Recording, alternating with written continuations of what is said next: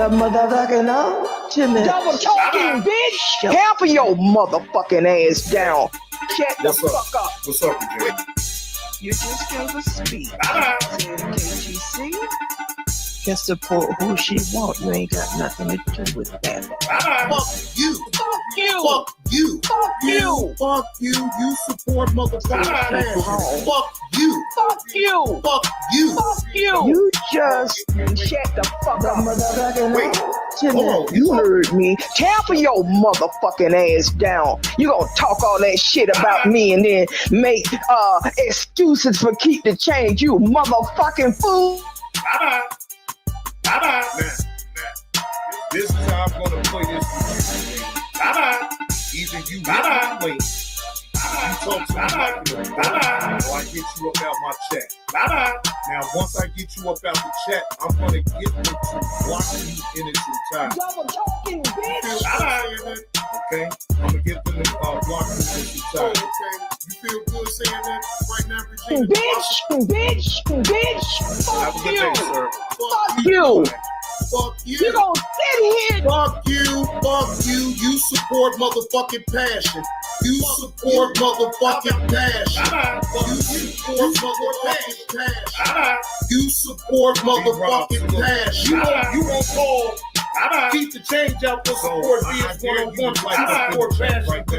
In fact, he's in jail. Fuck you. How about that? Unless you hit the lane. Fuck you. You support passion.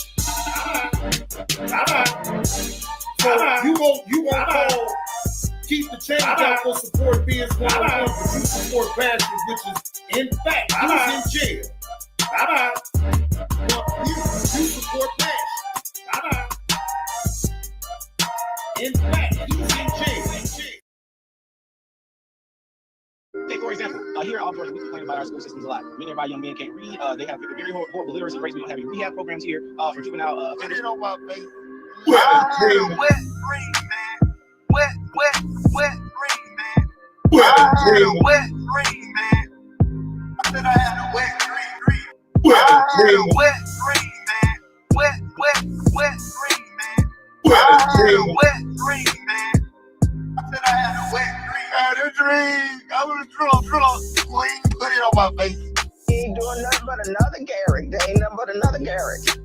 Put it on my face. Oh, he was gonna hit because Queen, put it on my face. I'm not interested. I have my own man, my own Draco at home. He doing nothing but another Garrick. Queen, put it on my face. He has tried a couple of times. He like to talk about how he like to lick it. Like that's gonna turn me on. Queen, put it on my face. Wet dream, man. Wet dream, man. Wet dream. Wet dream, man. Dream. I said I had a wet dream. Wet dream. Wet dream, man. Wet dream, man. Wet dream. Wet dream, man. Queen, put it on my face. Wet. Put it on my face. I don't want to be licked by no Cavlo. He is doing the Garrick. He's lying on his wee-wee. No, nigga. Y'all lie on wee-wee. That's what I bet you got dookie stains in your drawers right now. Don't play with me.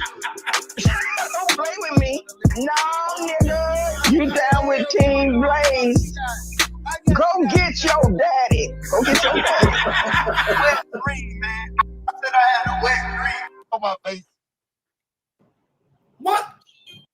Oh, now you got to get the fuck on. You don't shot no goddamn Garrick out.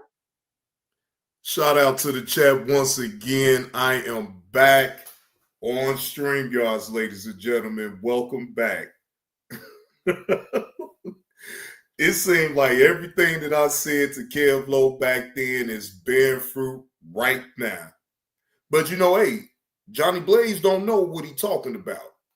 So, you got to sit back and let things play out for what it is. Sometimes just because you may know some things that's going to happen because you see it, that don't mean the people that you telling it to, they going to receive it.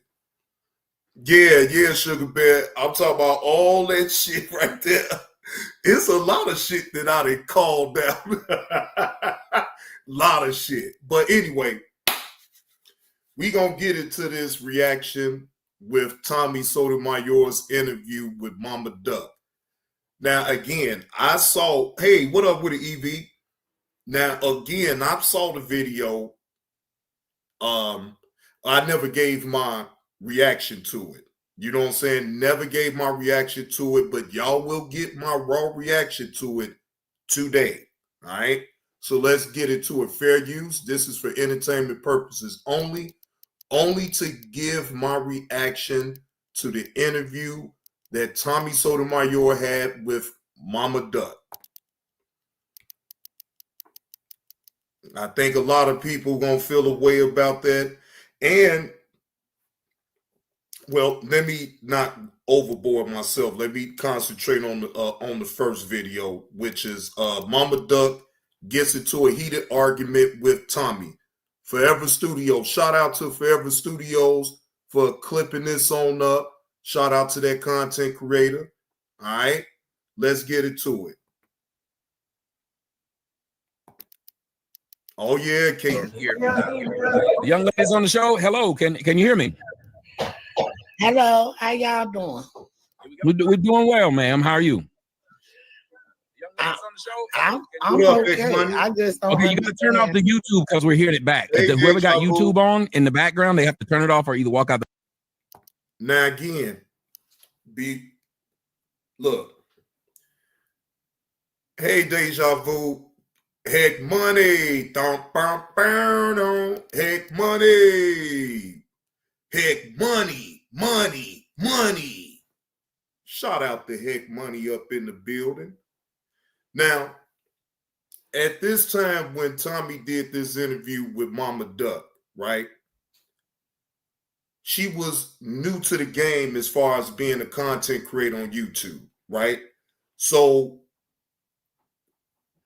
someone in her camp sent her a link to Tommy Sotomayor's show. What up with it, Only? I see you in the building. So Mama Duck wanted to confront Tommy on the things that he was saying about her, FBG Duck, and, you know, basically her story, basically what she laid out on the internet. And Mama Duck didn't like that too much, you know what I'm saying? And she had a real big problem. Wait, I can't sing that right now.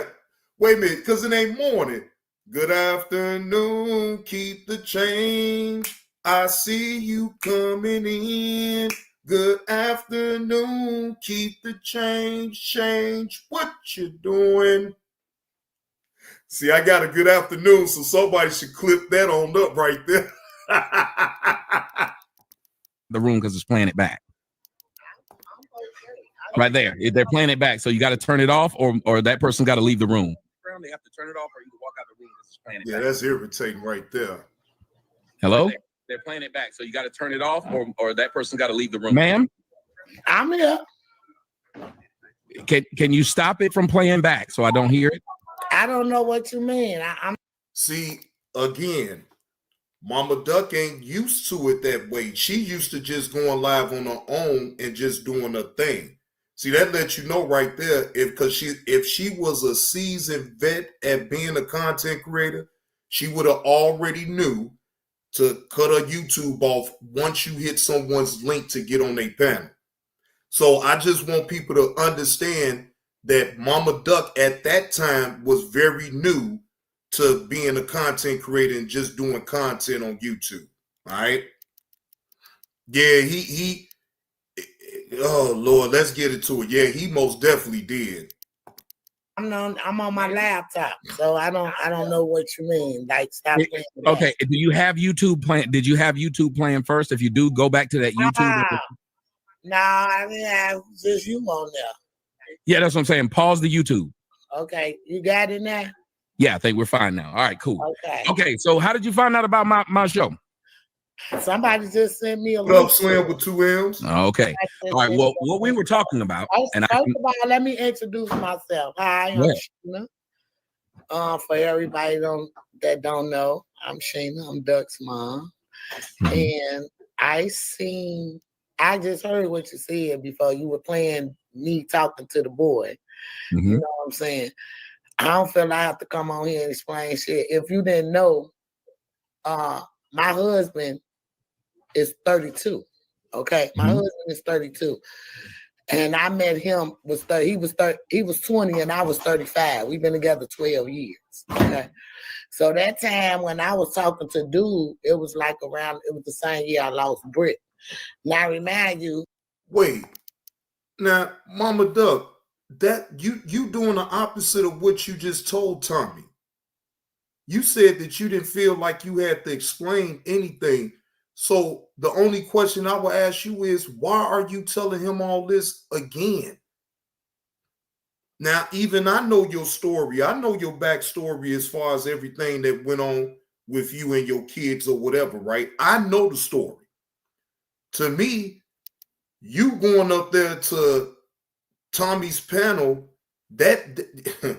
well, hey, you grown, you do what you do. Yeah, both of her sons got gunned down, KTC. That's a fact.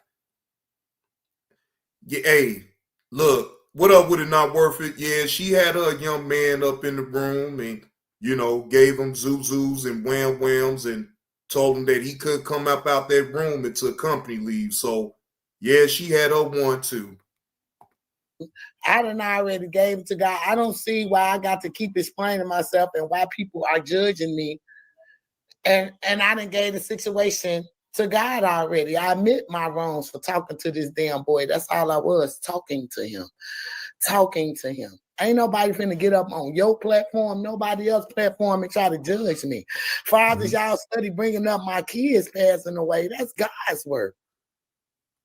Lord, she got triggered with that, and I can understand that. But, Mama Duck, at the same token, though, you did put your story out here, so you gave people a reason to add their opinion to your story and your life of what you went through and what your kids then went through. Right? Now, I may not agree with the way certain people was trying to paint a picture of you, but you trying to explain yourself about the situations, it just don't do you no good, because all you gonna do is just run your blood pressure up. Because these people on the internet is something else, and they don't care nothing about your feelings behind it. You put your story out here on the internet for people to have an opinion on. So in fact, yes, I can see you having a problem, issue with certain things that's said, but like it just don't benefit you going at it this way. Now, I'm not gonna say that Tommy has every right to his opinion as far as how he see your story, because your story was told by you on the internet. So in turn, you can't sit up and get mad, because guess what? A lot of people said a whole lot of things, though. You feel what I'm saying? So it is what it is. Either you gonna deal with what you put on out here and deal with the criticism, or you gonna log off the whole internet and not even worry about it at all. That's God's work. God gives life and take it away. See, and you people, y'all get on these platforms and try to degrade people who are struggling because y'all don't know their life. Y'all don't know their story. Y'all just go off of what y'all see and hear on the internet. It's more to me than the internet. Call me, ask me. Don't get on no platform and fucking judge me because of what somebody else is saying. Well, now I can understand you saying if somebody else said something and then they going off of that instead of going with you. That part you do have a point to, Mama Duck. I'd give you that. But again, you put it out here on the internet. You gave people a reason to add their opinion to your story. So, I'm just going to be honest. You put your story on out here, people going to judge it. People going to have whatever type of opinions they going to have about that.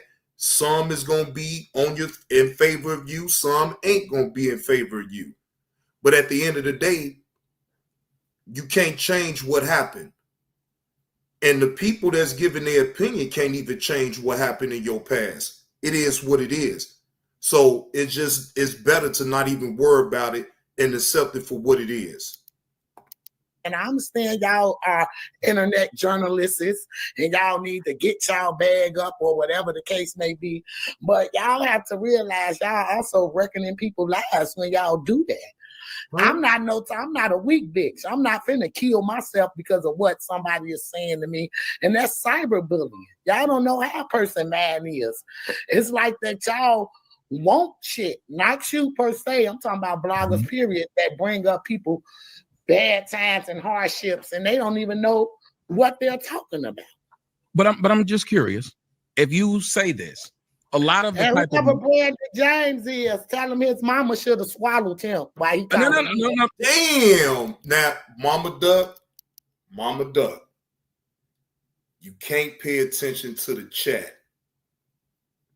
Okay? You can't pay attention to the chat. You would get thrown off and be pissed off every single time because the chat gonna be the chat. See, this is why I say that Mama Duck at that time was new to being a content creator and actually putting out content. Mama Duck, I'm sure you know now, in a situation like this, you is not supposed to pay attention to the chat because the chat will send you over the edge. Hey, daughter Zion, how you doing? Happy Wednesday. No, you got to try to see. You said and this is the shit I'm talking about. Well, you have I got a potty mouth. I got a potty mouth, and I got time today. That's no, I feel you. But if you say you have a potty mouth, I got a potty mouth. You just heard it. You just heard I was talking to dude. You heard it. I got a potty mouth. Okay, and I'm not ashamed of nothing I did in the past. Why are people start bringing up my fucking past to try to validate their motherfucking self? Well, first off, we in order for us to have a conversation, we have to both speak.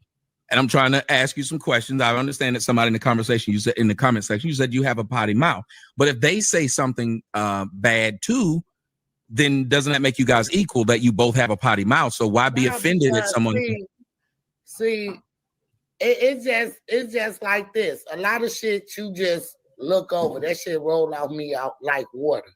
But when somebody is study trying to benefit off your hardships, God sees that. So y'all can fund and stump. If you believe in God and you fear in God, you will get disciplined. Bringing God into it. Well, Mama Duck, that's what the internet and people with channels do. They get the content, they give their own opinion about it, and if the people is picking up what they putting down with their commentary on the situation, then they're gonna get paid. Trust me. The first time around, I was all over the place. People saying all type of things to me, and I'm taking it way too seriously, way too personal until I dialed it down eventually, and I understood that this ain't meant for me to take so seriously. People are entitled. Yes, people can be nasty. People can say the most outlandish things to you. I get it. But that shouldn't deter you from you being able to be yourself and tell your story. Good and bad. You can't just accept the good and not accept the bad. You have to be able to accept both and be able to keep it pushing. And you showing yourself up like this on Tommy's panel, you gave him the content, really, in my opinion. You gave it to him. Yeah, daughter Zion, I was something else. Timing people out, getting them, putting them up in the corner with the dunce hat. Go sit your dumb ass in the corner with the dunce hat. Well, I time your ass out, get you the fuck up out of here real quick. And now I've learned, though. You feel what I'm saying? Like, look, it ain't that deep. People joking. But I know the difference between some people joking on in the chat or whatever, and then some people just saying things just to be mean, just to get your attention. I know the difference now. So am I going to sit up and argue with anybody up in the chat? No. If I don't like what you said and I'm the channel holder, I'm just going to get you the fuck up out of here. Oh, look at you, daughter Zion. I remember I was a victim of the dunce at on many occasions.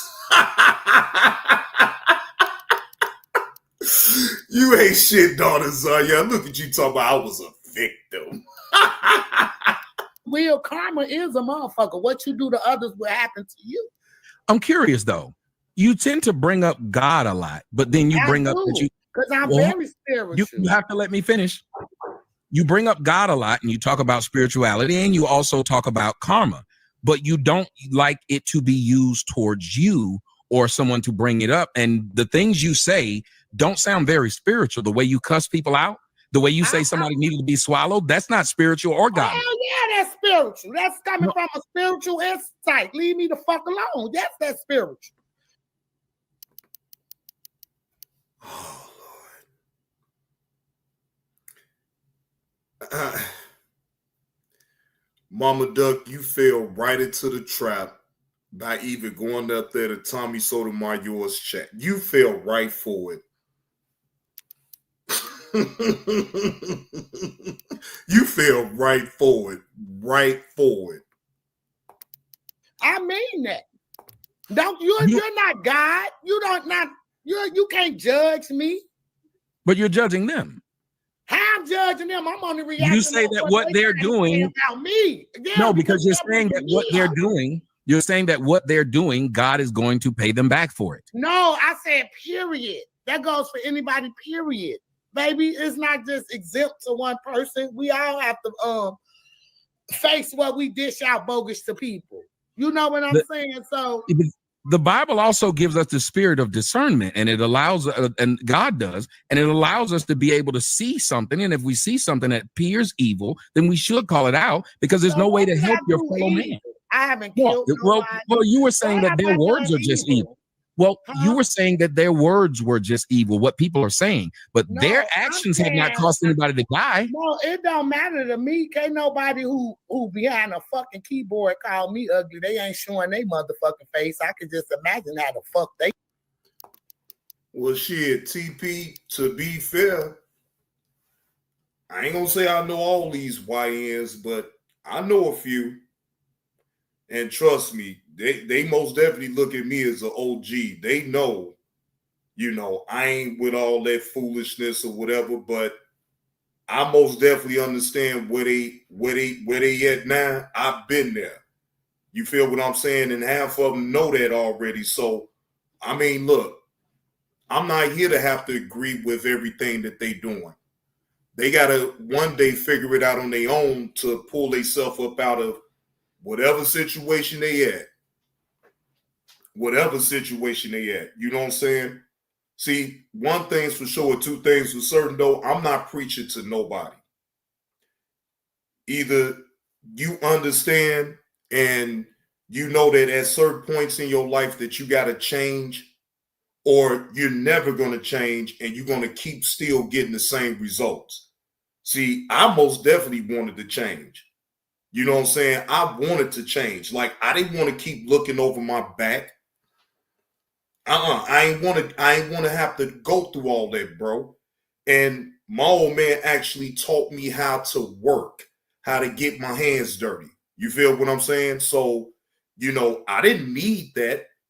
It was just some lazy shit to do because everybody was doing it. You basically going along to get along. You feel what I'm saying? But at a certain point in my mind, I'm like, man, I ain't no fucking follower. I ain't about to sit up here and keep going along to get along just because I see my homies out there making money selling drugs.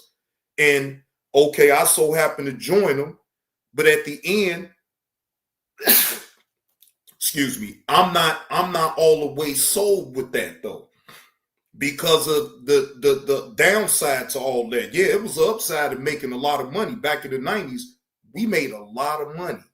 But see, the downside is if the police ever was to catch you, you was going to do some real time. Like, I didn't want to see myself being in prison for most of half of my damn life. Like, I really had to wake the fuck up and realize, like, the shit that I was doing was straight bullshit, and I need to change before it's just all too late. And thank the Lord that I actually changed my mindset and I got out of that being a nigga, and I was going towards being a black man because I was tired of people looking at me a certain way when I really knew better. But because of my behavior, because I wanted to go along to get along, which in fact, that's followers mentality. I'm a leader. So I have to break free of that, because if I'm a leader the way I say I am, I ain't going along to get along just because I see other people doing things that may appear to be fun, but at the end, it really ain't. Hey, look, behind the fucking keyboard. What else? No, I understand that, but here's the thing. You have a situation that's unique. If you are LeBron James' mom and something happens, they're going to look at you. So LeBron James' mom wrong for dating one of his teammates. If she like young, let her live. Wait a minute. Let her live. How's it wrong? What make it wrong? Because they play together? Yes, that's disrespectful. Wait. Yes, ma'am. That's disrespectful to. Hey, you know what? On that aspect, that was all alleged. I don't even know if that was really true. That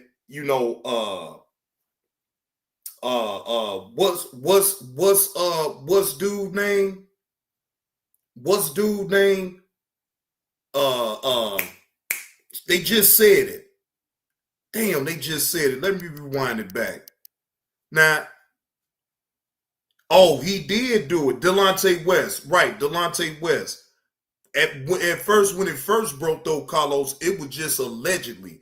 Now, I didn't know for a fact that he actually went after LeBron's mama. But then again, who you gonna fault, him or you fault the mama? Oh, so it was confirmed. Okay, Mr. Craig. Okay. Well, it's true then. But why get mad at Delonte West instead of getting mad at your mama? Delonte West is just being a man. He a young man. Now, again, a lot of people may say he was wrong for doing what he did to LeBron James' mama. Me personally, I don't care. I literally don't care nothing about that. Because guess what? Delonte West didn't force LeBron's mama to have sex. So what is we really talking about? They're two consensual adults. Okay, fine. Delonte West played on the same team as LeBron James. But so what? That's what I'm trying to figure out. Keep the change. If LeBron James' mom was consensual to having sexual relations with Delonte West, then how was that wrong in the first place? Is my whole point exactly. To your son, out of all the things I'm trying to explain it to you. I'm trying to. Was okay with it. What if he? No, he wasn't okay with it. You raised me, ma'am. Stop. Now wait. Now LeBron was never okay with that situation. Let's dial it down some. LeBron was never going to be okay with a teammate of his having sexual relations with his mother. And that part I most definitely know. He wasn't too happy about that. Exactly, keep the change. Mama got a life too, and Mama Duck laid it out. Professional basketball. Ma'am, please. Me. Why she can't live her life? Ma'am, why is it you won't let a person respond? You said how. I'm trying to tell you how. Okay, tell me your opinion. No, it's a fact. This man was upset. Everybody don't feel how you feel. Motherfuckers want to be happy. I'm trying to tell you what happened in this situation, not you just talking. In this situation, LeBron James was upset, so upset that he had the boy traded, so upset that now the boy's been found homeless. We're living on the streets.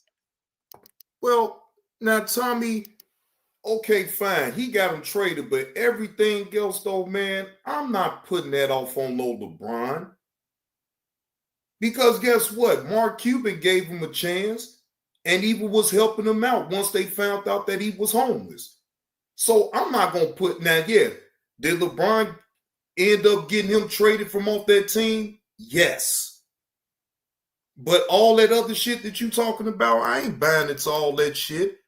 To me, I just look at it as Delonte West he had mental issues and he made some wrong choices. I'm not saying that the choice that he made to have sexual relations with LeBron's mother was a wrong choice or right choice. He did what the hell he wanted to do. And that's still his mama, right? That's still his mama. You just said, why is it wrong? And I told you it's hurting your son. Mama, right? So it didn't matter. So whatever she does, it just doesn't matter, huh? Can it make his mama homeless? What he went through, is that his mama's fault? Yes. It is directly her fault. So you saying to tell me if your mama wanted to date a younger man and that's one of my friends, she full of shit. But that's still not your call, though, Tommy. I mean, yeah, the perception of it would be fucked up, but at the same time, it's not your call. It's not your call, man. I get it. The perception of her messing with a friend of yours, I get it. But that still ain't your call. I'm just saying, Thick Cut, it's not his call. I don't sit up here and judge nobody about no shit like that, man. People gonna do what they gonna do. To a lot of people, it could be out of bounds, but do I give a fuck if it's out of bounds or not? Because that's they cross the bear. I don't care that way to be sitting up here judging it that way, because guess what? You think that's the only young man that LeBron James' mama that ever messed with? Do y'all actually think? Now, if we gonna go there, hell, for all we know, maybe LeBron James' mama did allegedly mess with one of his friends that he went to high school with. We'll never know that. The only reason it came out the way it did is because of his persona of the NBA. That's it. If he won in the NBA, man, this wouldn't even be an issue right now. I'm just being honest. I'm just saying, bro, us men have messed around with mamas. I'd have messed around with older women before. So I know from just my own personal experience. But I didn't know her kids or nothing like that. And, I wouldn't have did no shit like that. Me personally, I wouldn't have did that. But what I won't do, that don't mean that the next person won't do. Daughter Zion, that is your opinion. I'm just letting you know that I'm not that invested to even care. I understand both sides. All I'm saying is I don't care. LeBron James' mama is grown. What the fuck? We can't dictate to her who she gonna have sexual relations with. Hey, well, he did, and as the result, he got traded, and his life went downhill from there. So, but that's his cross to bear. I'm not gonna judge that man. That's on him. So you would be mad at your mama? Yes, for dating one of my friends. That bitch should know better. And you ain't gonna now wait a minute, Tommy. Now you ain't gonna sit up here and just call your mama a bitch just because of that, though. No.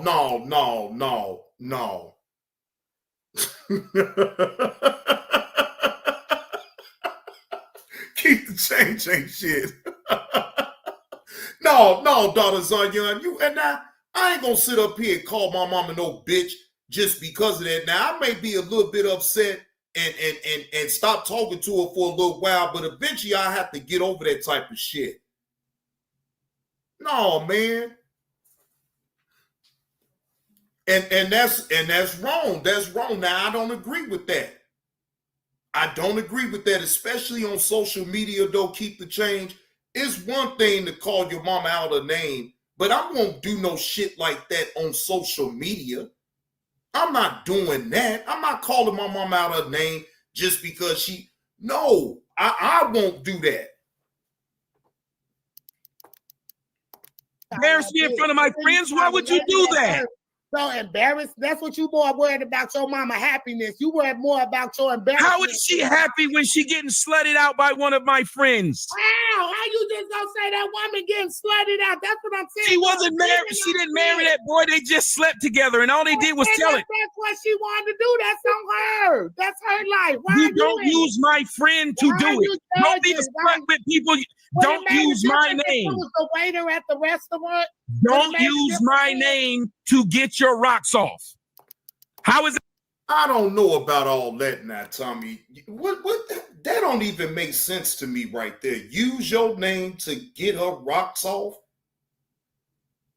Look, you can't, nobody up in here could tell me that you can control who you fall for. Now, again, me personally, I wouldn't do that.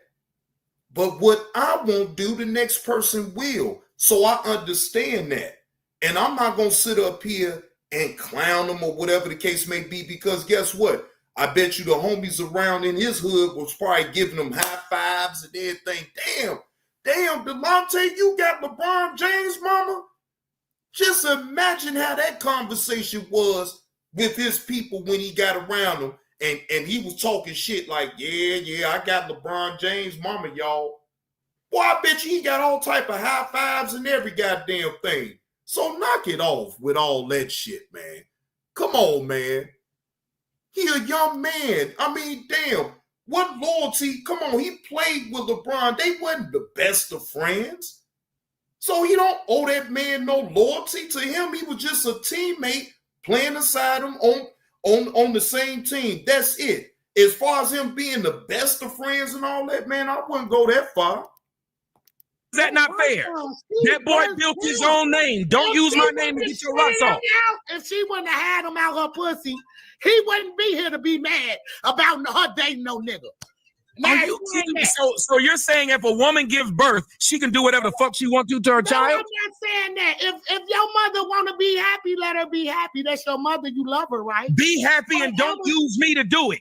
Why can't you understand this? It's 7 billion people on earth. You gotta fuck my friends? Are you telling me you that low life of a bitch that you gotta fuck my friends? Now, wait a minute. A low life of a poor Tommy. Fair use. I am only giving my opinion about this situation. All right. These are not my words. These are the words of Tommy Sotomayor. And he's entitled to his opinion. I'm not going to question the opinion. But now, Tommy, the only thing, you don't have to keep calling her a bitch, though. And I ain't talking about you talking about Mama Duck. I'm talking about the mama. You ain't got to keep okay, fine. You would be upset if one of your homeboys slash your mama. I get it. I can't take that away from you. You have every right to be mad. Damn. I'm sorry. You hate women too, I see. You hate women too. So your response, are you, how old are you? So 8? Terrible. Y'all like this. Ma'am, how old are you? 8? When you hear someone talking, don't listen, then you say you hate women. Why the fuck would it matter if I hate women? On your platform. You getting clout out me on your shit. Ma'am. Ma'am. Why are you talking? But Mama Duck, now I got to intervene. If you gave him even more clout, even going up there on this panel to talk to him. It's one thing just him to add his opinion about what you had going on. But you literally went up there on his panel to confront him and what he had to say about you and your sons. So I'm trying to figure out, he can't get no clout. You gave him the clout by even going up there on this panel. So on that part of it, yeah, you was wrong for even hitting this panel to try to explain or go back and forth with no Tommy. That most definitely was not going to work. Why are you? Ma'am, you must don't. Either you don't know me. Why are you discussing me? Why are you discussing my past life? Why are you bringing up I can discuss what the fuck I want, ma'am. If you're not coming here to have a conversation, then you can leave. You get money. That's what you do. Ma'am, I've had money. No worse than these other motherfuckers. Ma'am, I've had money. Check my pack. I've had money. Real journalism. What's a real journalist? How? Okay, what's a real journalist? How? You're not. You're And you're not. not a real mother. You're not. And you're not a real You're mother. not. Just like you can judge You're my not a real journalistic mother. integrity, You're I not can a real judge your mother. maternalistic integrity. We find real mother. I'm not a real journalist. You're not a real mother. The You're not a difference real is my mother. journalism hasn't caused anybody to die. But your Now that was low, Tommy. That was low.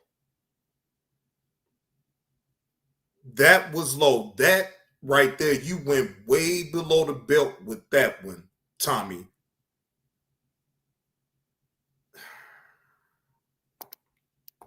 Your motherism has caused you to lose 50% of your children. You're judging me, baby, out my life. I ain't judging you. Your kids judging you. Your kid's spirit is somewhere looking down and seeing what their mother is doing. You had 50% of your children are gone. That's disgusting. Don't you? You got what? Now, Tommy, you think Mama Duck is the only mother in Chicago? It's low. That was low. That was low, Keep the Change. That was super low. That's super low how he played that. I'm sorry. That was low. But does he have a right to what he's saying? Is it a little bit of truth to what he's saying? I'll let y'all be the judge of it.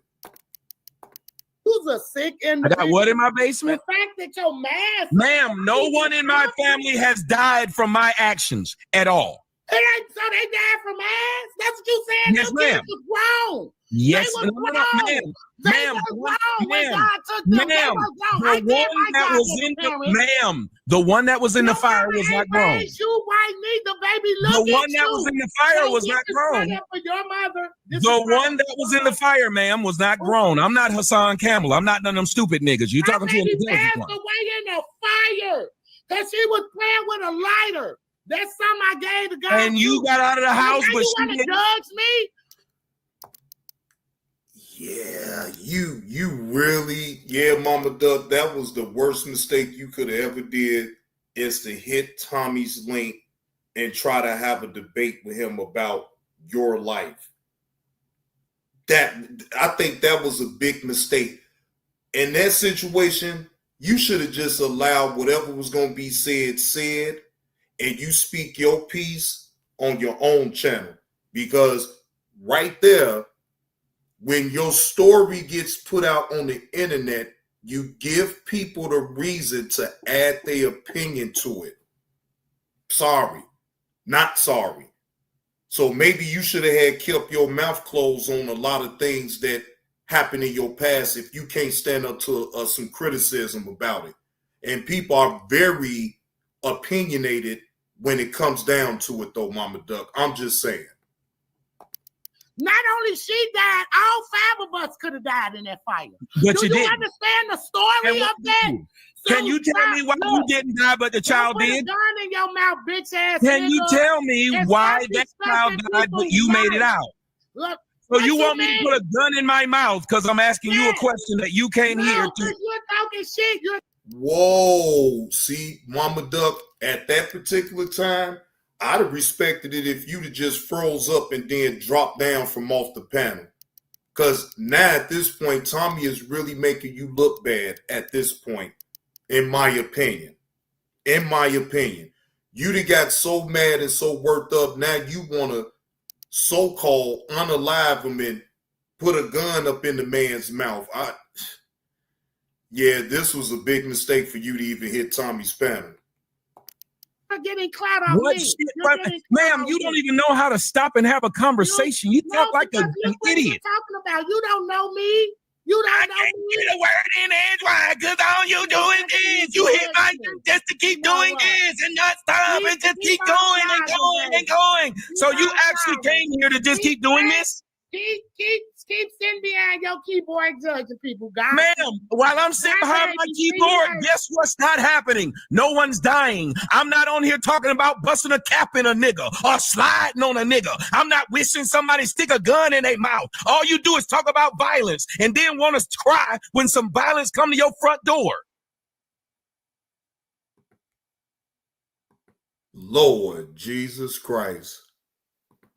Now, if y'all think about it now, Mama Duck has, at least to my knowledge, maybe she has did interviews with other podcasters, but to my knowledge, unless somebody bring it to my attention, I haven't heard a peep out of Mama Duck like that. And I think she understands now better than she understood then. Yeah, that man, that was something else right there. I knew it. I knew it. That's a blast from the past. That's an interview that I never gave my reaction to. But man, Mama Duck, if I were you, look, you always want to have the ball in your court. And the ball wasn't on your court. You went over there, and not only did Tommy make you look bad, but you just showed too much emotions about something that you already know the truth to. You know. Shit, you better play it like this. I don't know you people. I don't know you. Again, I don't know you outside of YouTube. I only know you on YouTube. I know your persona of what you show on YouTube. We not friends like that for you to be calling me all willy-nilly nigga. I live a real fucking life. And if I'm not on this motherfucker, I don't want to talk to nobody until I'm ready, right, to talk. I don't know you. I'm going to drop this link, and I'm going to see what all the fuck you want, right? I'll hear you out. But then after that, bro, leave me the fuck alone, man. I'm not going to talk about you when I actually say, right, that I'm not going to talk about you. Then I'm not going to talk about you. Right? I don't have to. Even when you was on Sears platform, you was trying to talk to me then. I'm not going to address you anymore. Matter of fact, this is an impromptu live, y'all. This is an impromptu live stream.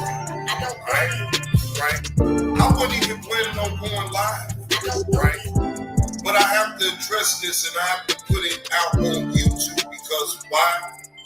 I know you on YouTube. I don't know you in real time.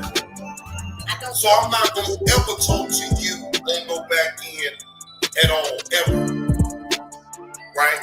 I'm not going to ever do that.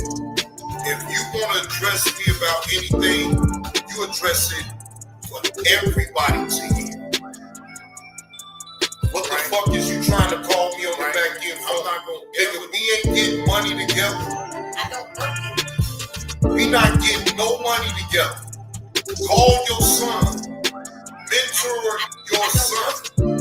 It's nothing that you can get from me. Remember, you don't need a motherfucker like me, right? You can stand on your own. So that's exactly what the fuck we gonna do. You have no reason to call me on the back end for nothing. I don't know you.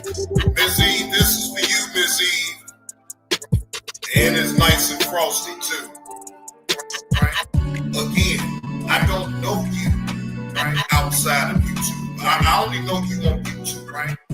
I know your persona of what you show on YouTube. Right? We not friends like that for you to be calling me all willy-nilly nigga. I live a real fucking life. And if I'm not on this motherfucker, I don't want to talk to nobody until I'm ready to talk. You don't dictate when I want to talk. That's not how that goes, nigga. When I feel like talking, then I will set up a line, upcoming like I always do, and I'll follow through on what I do. Now, what you do is what you do. I don't give a fuck about what you got going on, bro, right? Stop talking that line with me because, see, you better know one thing about what I will do, or I will tell. Right? Again, I don't know you outside of YouTube. I only know you on YouTube. I don't know you. I know your persona of what you show on YouTube. Right? Again, don't know you. Right. I don't know you.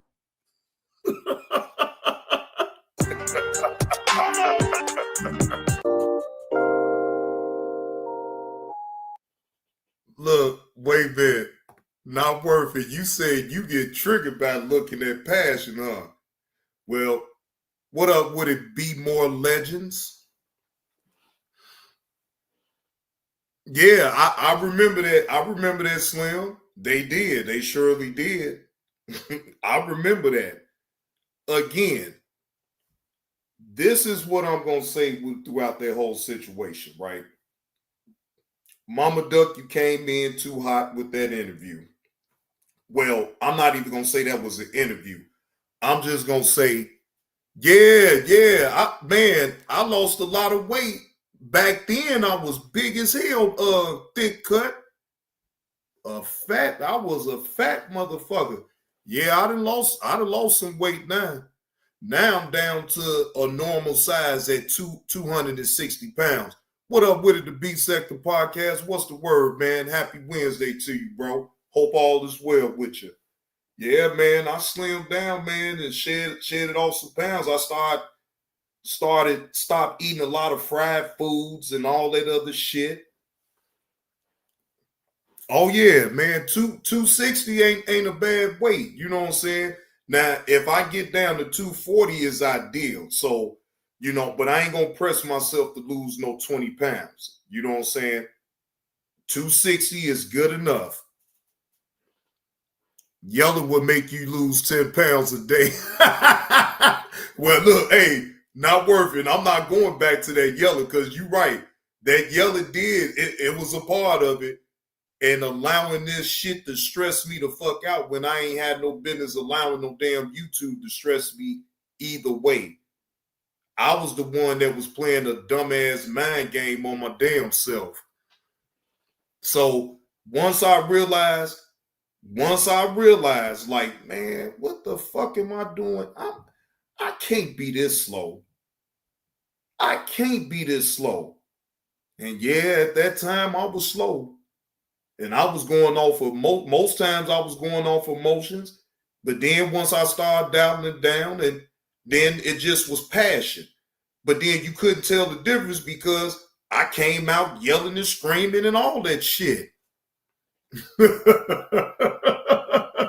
Came out yelling and screaming. I bet you everybody was paying attention to what I was saying. And see, sometimes it's a method to my own madness. Pick and choose with the $5 super chat. You want the fuck you drop for Tommy and Mama Duck. I got you, pick and choose. I got you. The motherfucking ultimate. Double talking, bitch. Help your motherfucking ass down. Shut the fuck up. What's up? You just gave a speech. KGC can support who she want. You ain't got nothing to do with that. Fuck you. Fuck you. Fuck you. Fuck you. Fuck you. You support motherfucking Fuck you. Fuck you. Fuck you. Fuck you. You just shut the fuck up. Motherfucking you heard me. Tap your motherfucking ass down. You gonna talk all that shit about me and then make excuses for keep the change. You motherfucking fool. Now, this is how I'm gonna play this for you. Either you hit my weight, you talk to me like the or I get you up out my chat. Now, once I get you up out the chat, I'm gonna get them to block you in its entirety. Double talking, bitch. Okay? I'm gonna get them to block you in its entirety. You feel good saying that right now, Regina? Bitch. Have a good day, sir. Fuck you. Fuck you. You gonna sit here. Fuck you. You support motherfucking passion. You support motherfucking passion. You support motherfucking passion. You support motherfucking passion. You won't call. Keep the change out for support bids 101 like support passion. In fact, he's in jail. Fuck you. How about unless you hit the wing. Fuck you. You support that. So you won't call keep the change out for support BS 101, but you support Bastard, which is in fact who's in jail. Fuck you. You support that. In fact, he's in jail. Now, imagine this, ladies and gentlemen. Why think about it this way? Why didn't I snap off at Regina? I'll wait. Now, I had every chance she could get it just like anybody else. I would have cursed Regina on out and said all type of bullshit to her. But y'all was there at the show. Y'all seen my reaction when she did all that.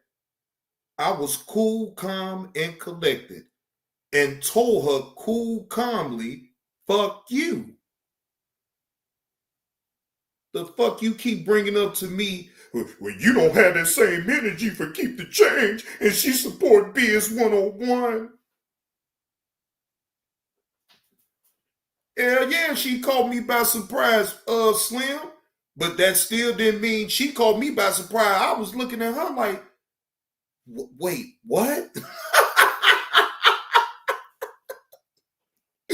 I was looking like, wait, what? Wait, where's this shit coming from?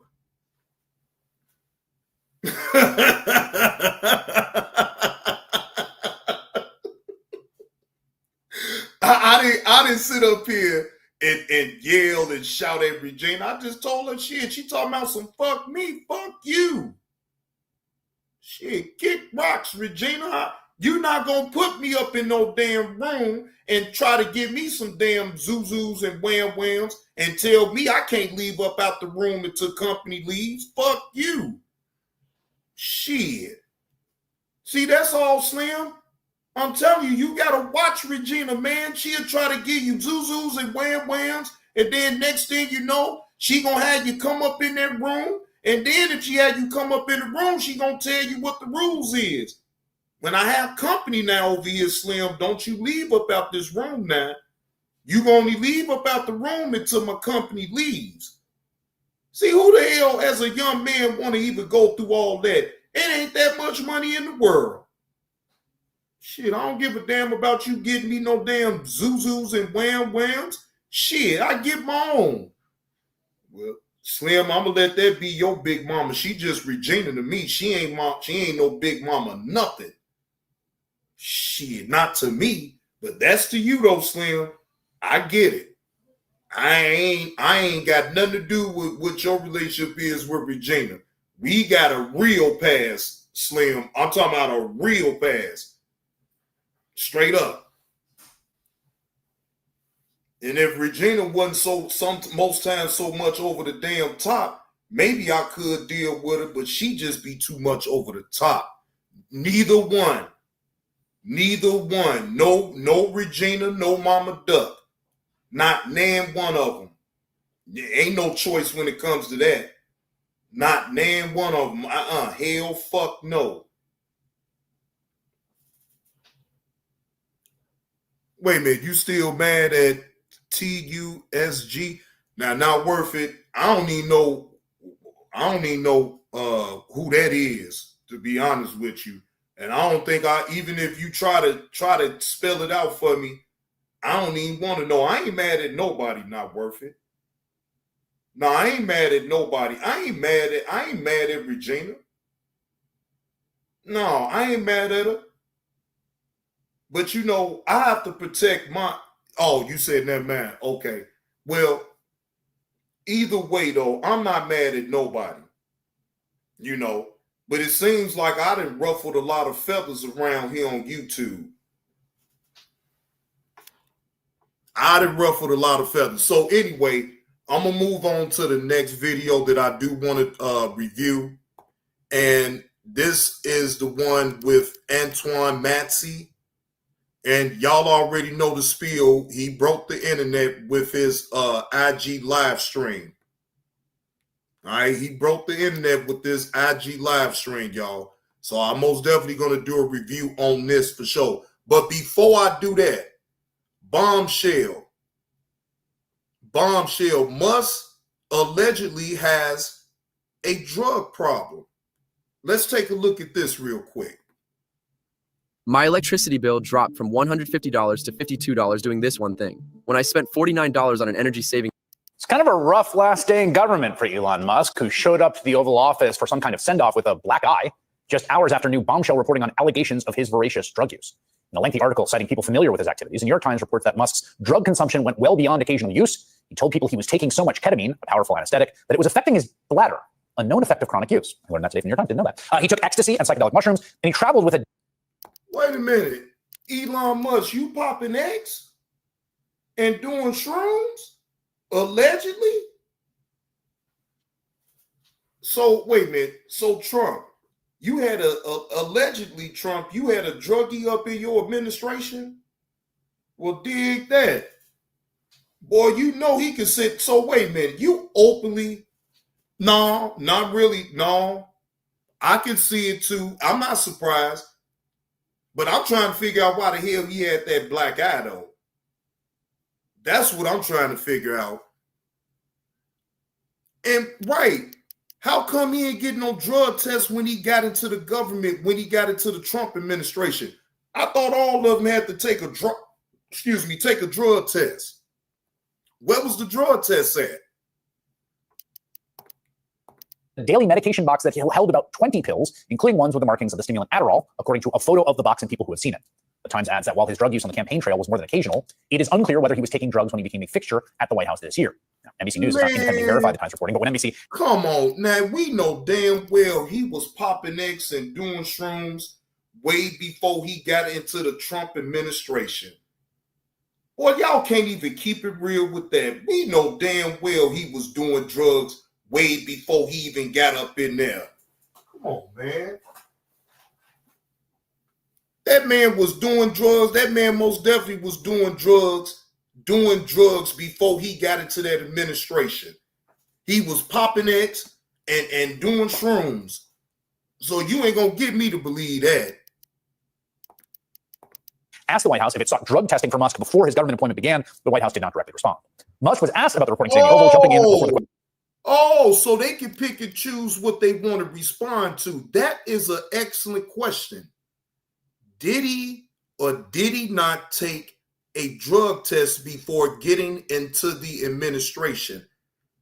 How come the White House media couldn't answer that, y'all? Now, I want y'all honest opinion. Why do y'all think that the White House wouldn't respond to that question right there? They just hurry up and say, no comment. No comment? I think the people want to know if the man had actually got drug tested before he came into the administration. At least I would want to know that. Because now all of a sudden you want us to believe that it was all why he was like, come on, man. Yeah, right, Sugar Bear, plead the fifth. Right. Question was even done. The president mentioned the U.S. deal with all the slings and arrows during your time at Toast. There's this. Some of the people, some of the media organizations in this room are the slingers. Well, so there is a New York Times report today that accuses you of blurring the line between. Wait, let me slow this part down. I want to put it at normal speed so y'all can hear what he said to this reporter.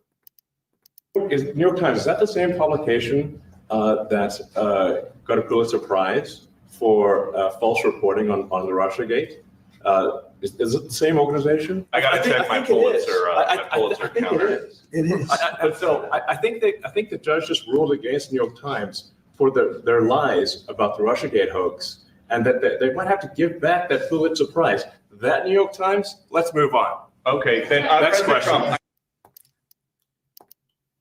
Boy, white privilege at its best.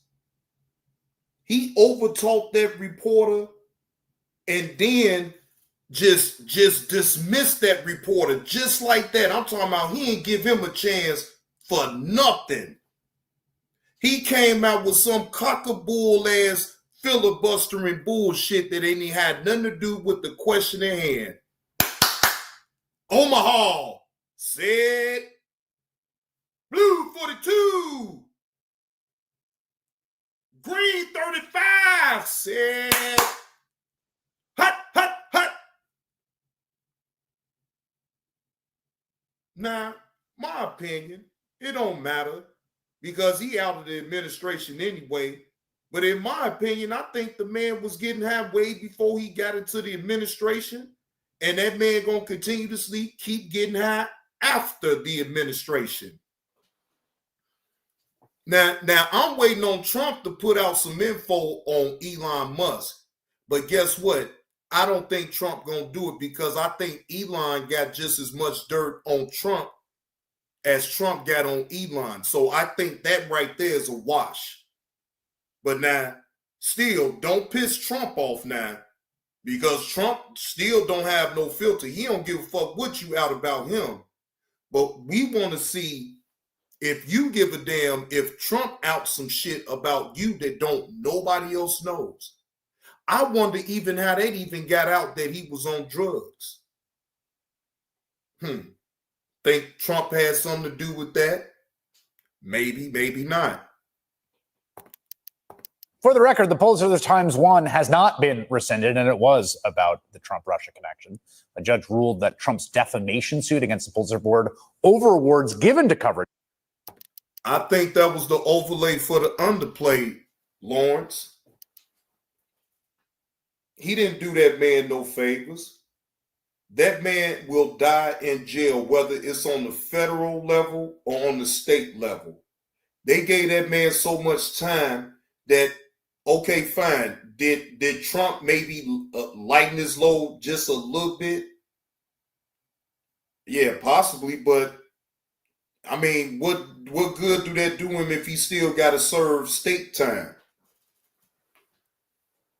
Exactly. So he really didn't do him no favors, man, because either way, though, Lawrence, he was going to die in prison anyway.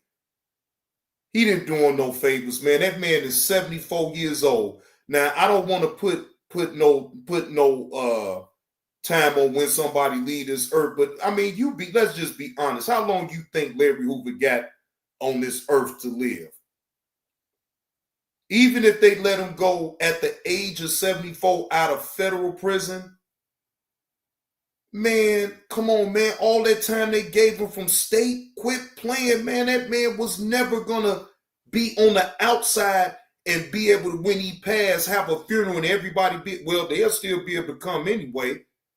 But still, he can be with his loved ones. He will never be with his loved ones in the free world. He will have to depend on them to come to the prison to come see him.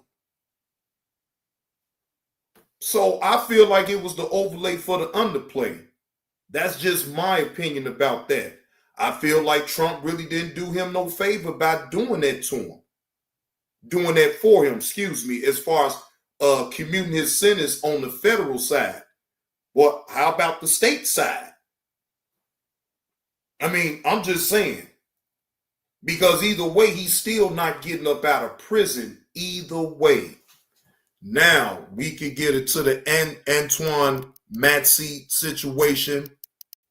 And it was a lot of questions that I had my own self with that situation. I'm not even going to lie.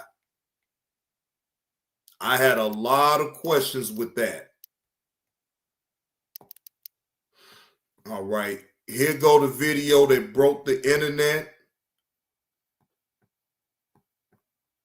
I was let out. Escaped inmate Antoine Massey pleads for help. All right, now this comes from WBRZ. This was posted a day ago. Fair use. This is for entertainment purposes only, just to give my opinion on the current situation with Antoine Massey and his escape and his IG Live pleading out for help because he's saying that Louisiana justice system is corrupt. I was the first one to ever join the military in my family. When I got out, I knew that I wanted to. I'm one of the ones that was let out of GC. What I want to talk about today as far as why I was in Orleans Parish Jail. I was in custody for almost 8 months. All right. 6 months, something like that. I was in there for theft of a motor vehicle and domestic abuse involving strength. Now, Sugar Bear, to be fair, I don't believe that they willingly let this man go like that. I don't. That part I don't believe. But it's a lot of things that he was saying in this that I could be like, okay.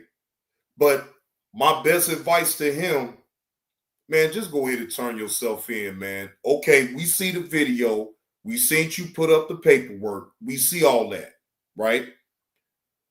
This ain't it, bro. This ain't it. I understand you trying to do what you need to do to be able to get some help to get you up out this jam. But I think you put yourself in a bigger jam and you go IG live. Like, bro, that's a lot right there. That's what I was in Orleans Parish for. Okay. But before I was in Orleans Parish, I was in a jail called St. Tammany Detention Center. All right. St. Tammany Jail here in St. Tammany Parish. There's 2 different parishes, Orleans and St. Tammany. Okay. Today, what I want to talk about is that I was on 2nd-degree kidnapping, 2nd-degree rape, domestic abuse, battery, involving strangulation, domestic abuse, battery, violation of protective order, right? On this woman right here, her name is Diamond White. That's her name. This is a district attorney drop form right here. And she's not a child. She's an adult, a full adult. I was dating this woman. This is a legalized affidavit saying all allegations against me is false. You remember, all allegations against me is false. I was nowhere around her or none of that.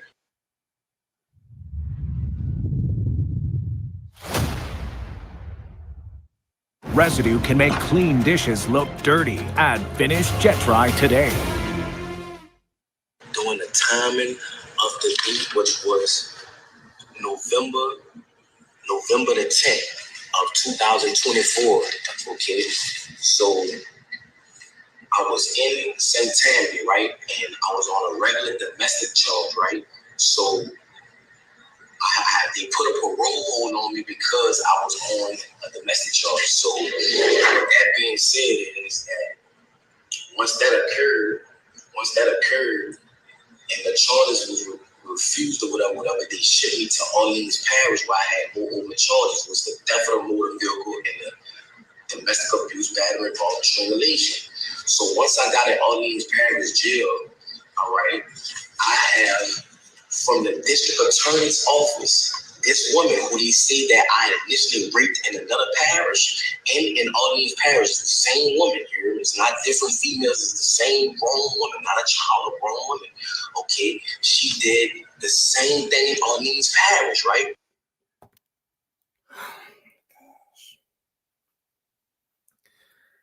Here's the thing.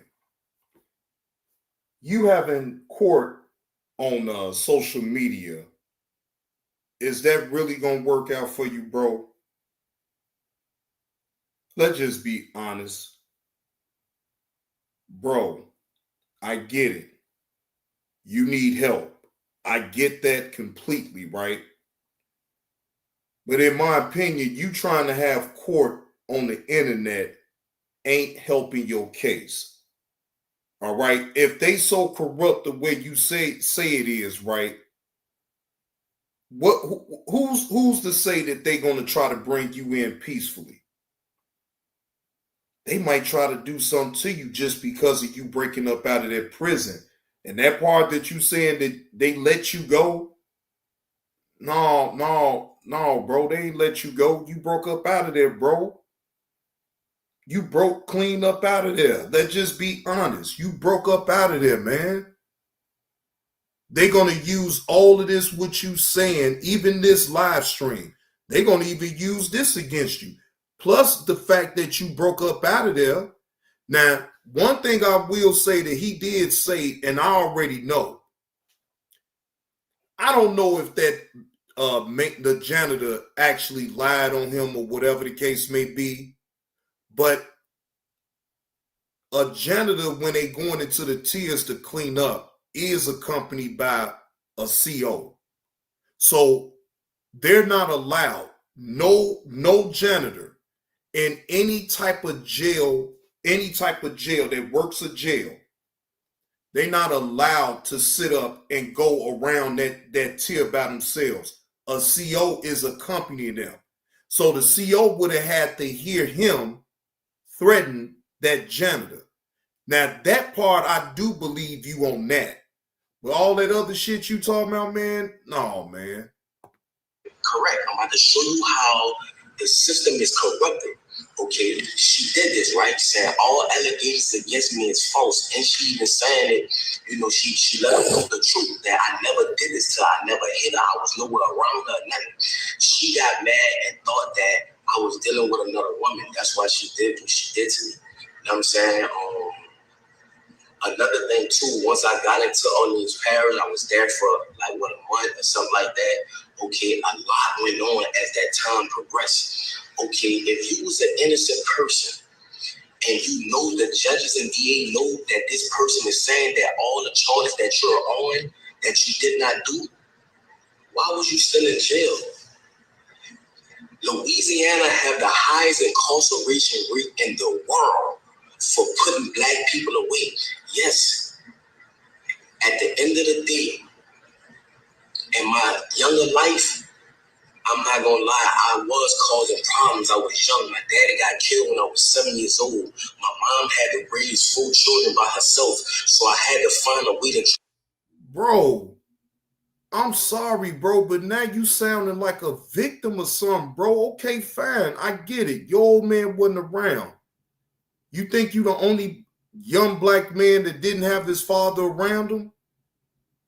Like, come on, man, stop, man. Y'all got to cut this out on being a victim, and that be the first thing you say is that when I was acting bad, you know, well, my daddy wasn't around, and my mama had to raise 4 kids by herself. But bro, that's the story of a lot of kids' lives that's on up in here, not just in Louisiana. In every state of the United States, you got a lot of black dudes that grew up without their fathers. So come on, man, you playing a victim role at this point. No. Trying to help my mother. You feel what I'm saying? But as time went on, the person that I once was, I'm not that person today. That is not who I am. I have a 3-year-old son. I have an 18-year-old daughter that graduated yesterday, supposed to be. At the end of the day, that people don't understand that they see that I'm armed and dangerous. I have a heart. This brilliant device keeps your home cool in summer, even during heat waves and power outages. It's smaller than a lunchbox. People that know me know that at the end of the day, I am a good person. So I'm asking for help from the world, from Meat Mills, Lil Wayne, Young Boy, Donald Trump. I'm asking for these people. I couldn't even get a lawyer. Bro, you is grasping for straws right now. Do you think any of them people that you named, let's just be honest, none of them people that you named ain't gonna get by you with this at all, bro. Bro, you broke out of jail. Regardless of your story, bro, you broke up out of jail and you still ain't even caught yet. Like, bro, ain't none of them people, man, look, your video, they may have saw your video. Now, I will say that. But, bro, they not coming to your aid. Come on, man. They not coming to your aid. Yeah, he said NBA YoungBoy. Right. He said Meek Mills. He said, man, come on. President Trump. Man, come on, man. You know President Trump ain't even paying. And if he is, he looking at that passing and just laughing at you, hoping that the police catch you and put you back into prison. Man, ain't nobody gonna touch this shit. That's what I was thinking, Lawrence. NBA YoungBoy, ain't he fighting his own battles? He ain't got time to be helping you. I didn't even afford a lawyer to prove my innocence while I was in Orleans Parish jail. I think it's alleged that he has some sexual assault charges against him, R-wording a woman. Ma'am, Jay Rich, say it again. Let me put your comment up. Anybody that helped this dude is going down with him. I'm trying to tell you, ain't nobody gonna get towards you at this point. But I get him trying to seek some help. But bro, this ain't it right here, bro. You just making it worse. Say that I broke out. I didn't break out. I was let out. My name is Antoine Massey. The guy who... Bro, how was you let out?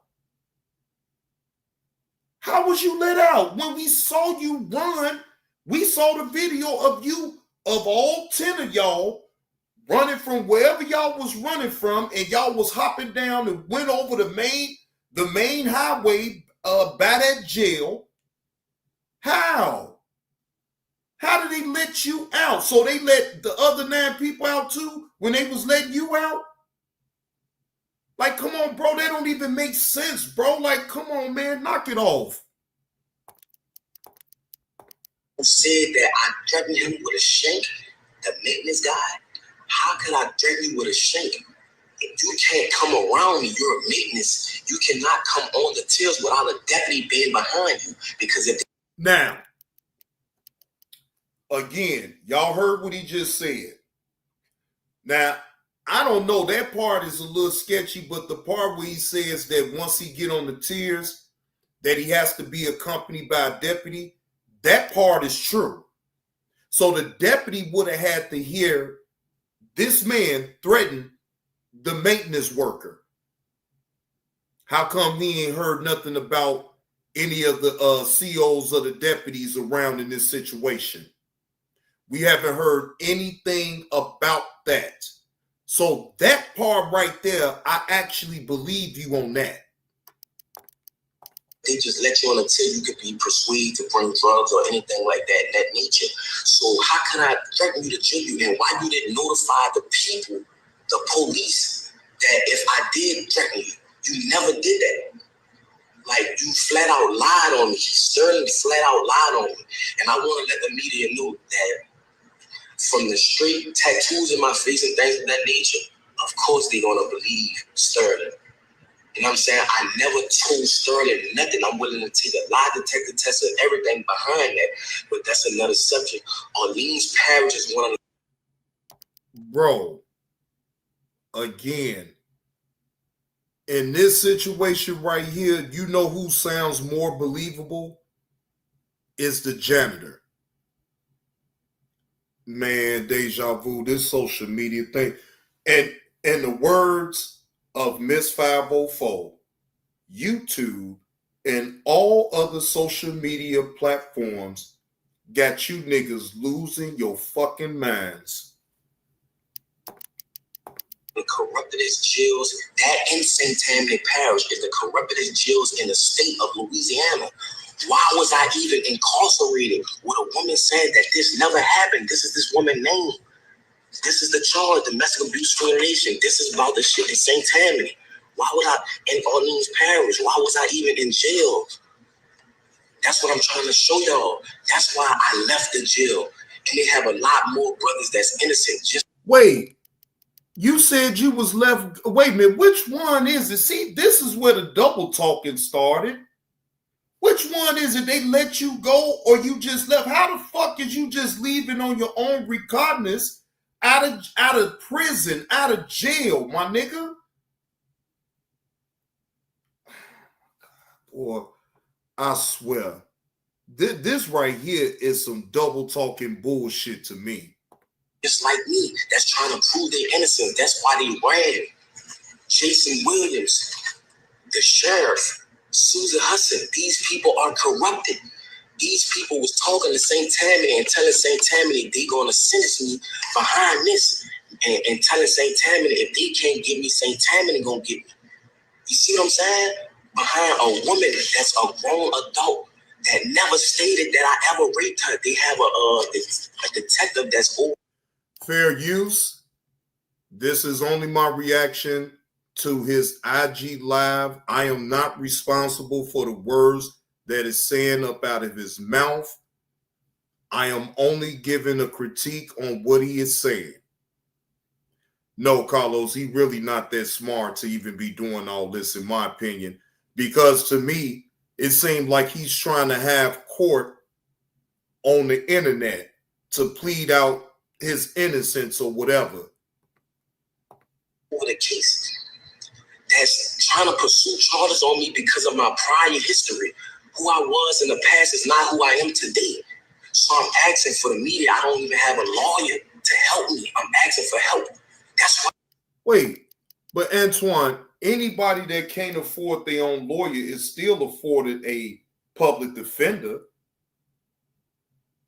So you still is able to get a public defender though, my nigga. You mean to tell me you a street dude and you ain't got no money tucked for a lawyer? Wait, hold on. What is wrong with this picture right here, ladies and gentlemen? You have a street dude, right? And you mean to tell me that you ain't had no money put up just in case in situations like this where you would need a lawyer? You didn't have your lawyer money? Man, deja vu, this is weird as fuck. This is weird. Like, he wants the internet to prove his innocence, and he needs the internet to help him with his lawyer fees. But we all know, even if you can't afford your own lawyer, that you will be appointed. You will be appointed what's that? I just said it. A public defender. Either way, if you can't afford it yourself, man, that's what I'm saying, King Spectre. That's what I'm saying. Public defenders get you a plea deal. A public defender, you don't look.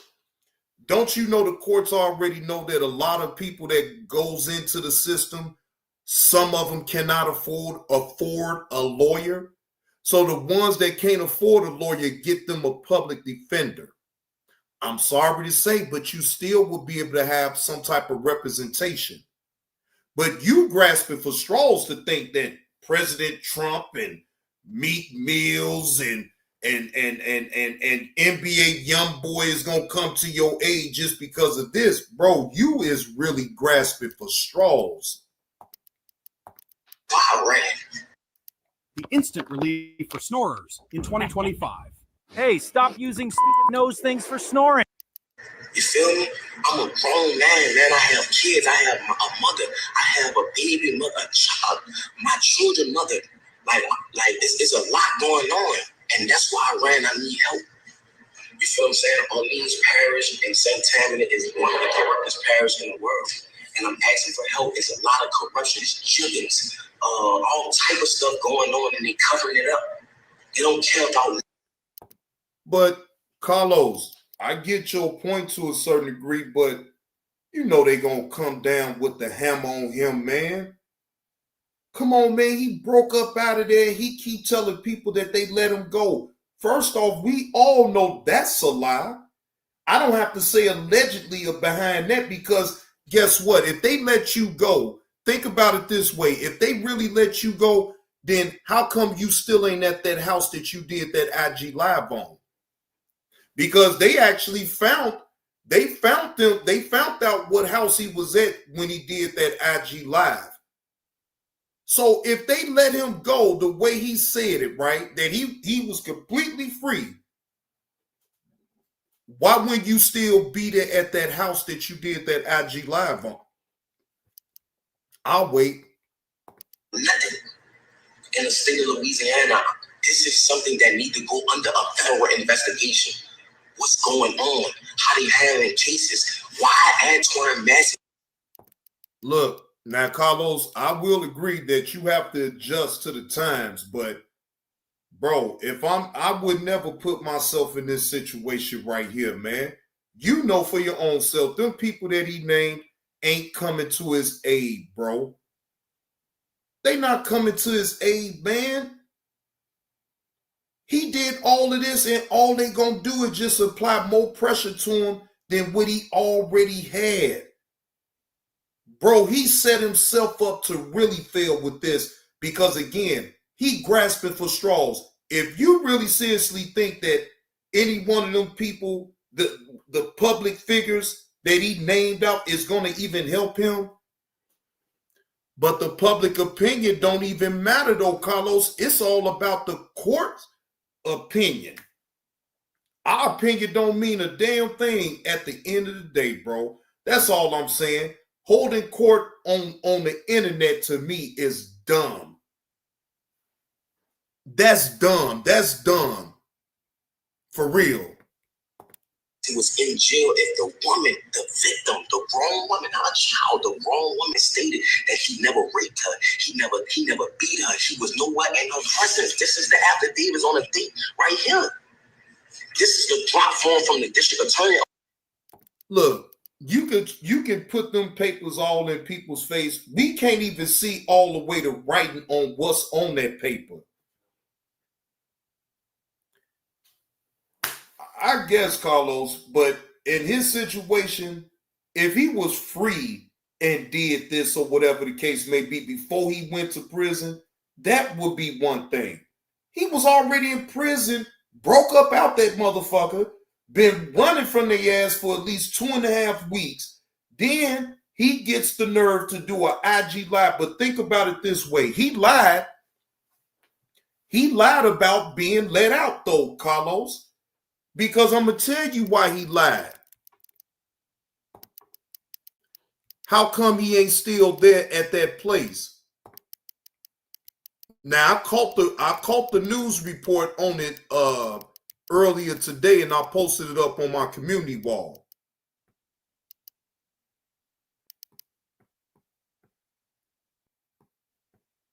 Here you go.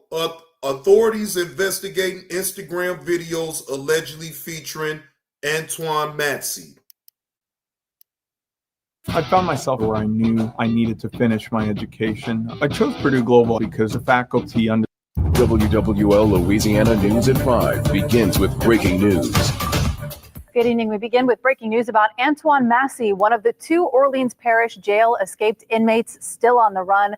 Authorities are now reviewing an Instagram post in which a man who calls himself Antoine Massey speaks at length about the escape and some of the previous charges against him.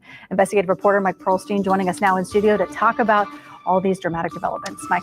Well, that's right, Devin. We have confirmed that federal and state law enforcement authorities are reviewing this social media post, and they are taking it seriously. In the Instagram post, which appears to be recorded as it plays on a cell phone, a person with the same facial tattoos as Massey talks about being let out of the jail, names a female who was arrested for accessory to his escape, and claims his innocence on domestic violence charges he is facing in both Orleans and St. Tammany parishes. He also shows court paperwork regarding his cases. Here's a portion of the video being scrutinized by law enforcement. My name is Antoine Massey. I'm one of the ones that was let out of Orleans Parish jail where they said I escaped, right? All right, what I want to talk about today is that I learned that they locked a woman up for saying that she was supposed to be helping me in Indonesia. Her name is right? Not is the victim to my case in St. Tammany. What they say, the kidnapping, the second-degree rape, the second-degree kidnapping. Now, the video goes on for many more minutes and covers a wide range of topics, including requests for help by everyone from rappers to President Donald Trump. And as you saw, this person calling himself Antoine Massey knows all about the specific charges being faced by the escapee, as well as the arrest of an alleged accomplice. Once again, Devin, we have confirmed that this video is in the hands of state and federal law enforcement, and they are taking it very seriously. Yeah, and there's a lot for them to digest here. So what can law enforcement do with this social media post? Well, that is an open question, obviously a good one, and they're pouring all over it. Instagram accounts can be set up instantly, almost like a burner phone. However, the video itself could contain metadata, which could be mined to trace to some IP address, to perhaps pinpoint who shot the video. Obviously, the big question for law enforcement is, where did this occur? Where is Antoine Massey now? And in the video itself, there are some clues with a couple of things behind him on the wall. If law enforcement in this vast search has come across any apartments during, the questioning of contacts and associates, spotted anything that resembles that, you better believe they're on their way to those locations now. Remember, there is a $50,000 reward leading to the capture of Antoine Massey. Now, do that sound like that's a man that's been just let free off his own recognizances?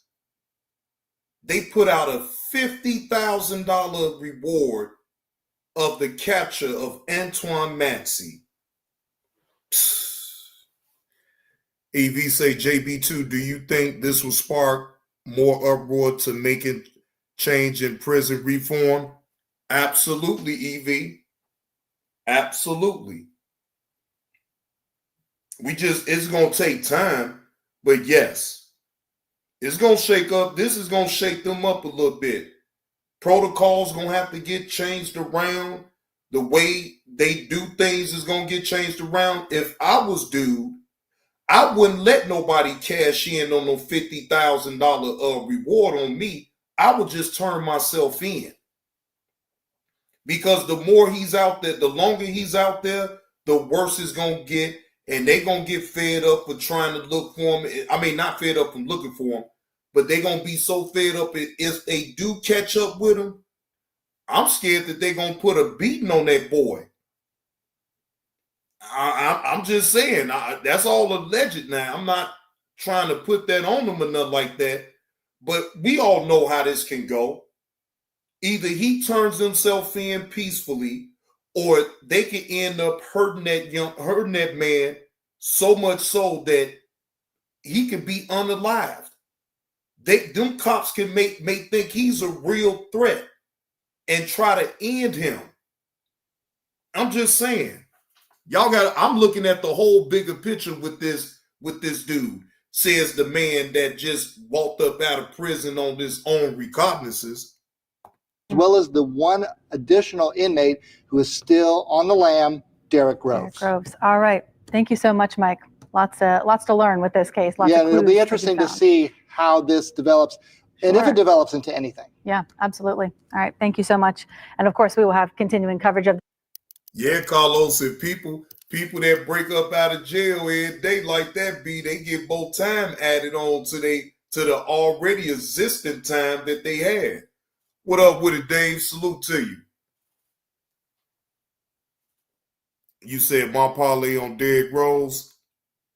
Look, damn, Lauren say 100K. Damn, I'm going to look for him. Shit, see? This is crazy right here, y'all. Again, look, Antoine Massey, and I know you looking at some type of internet and you seeing what people are saying. Well, I'm going to say this to you as a black man to another black man, right? Bro, turn yourself in, bro. Turn yourself in, bro. Don't let the people out there, they putting a reward out on your head. They didn't put a reward out of 50K, a 50K reward to bring you in. And wait a minute now. Now shout out to my Glenda. Glenda!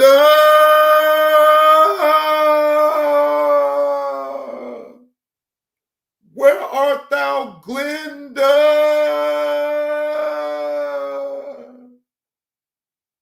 Now, I know I ain't the only one that actually misses Glenda. Damn. I know she's a hard-working woman. Damn, Glenda. Do I got to put an APB out on you? Shit. Damn. You know, I got the shout out Glenda, because I'm just saying, you know, I know it be times that you're not able to type up in the chat and you may just be in the clouds, but I'm letting you know, Glenda, I'm thinking about you.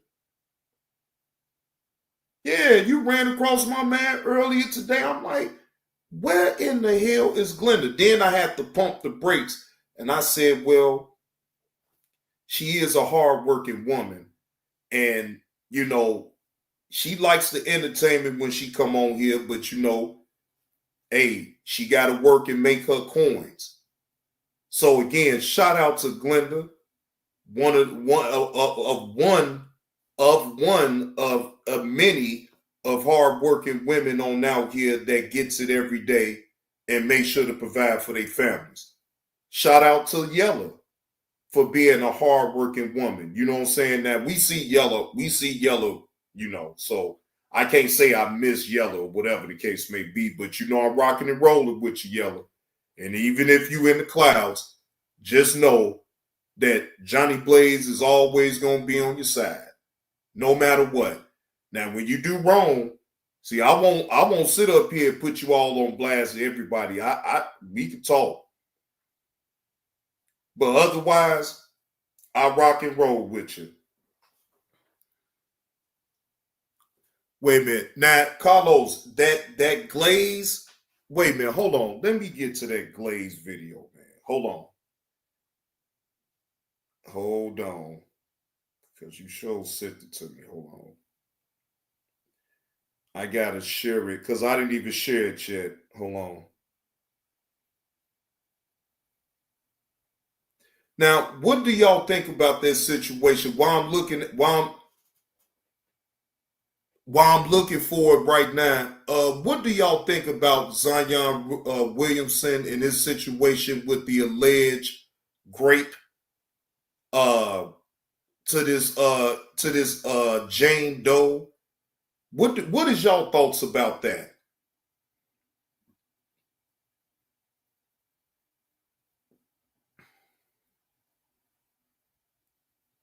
Okay, this it right here.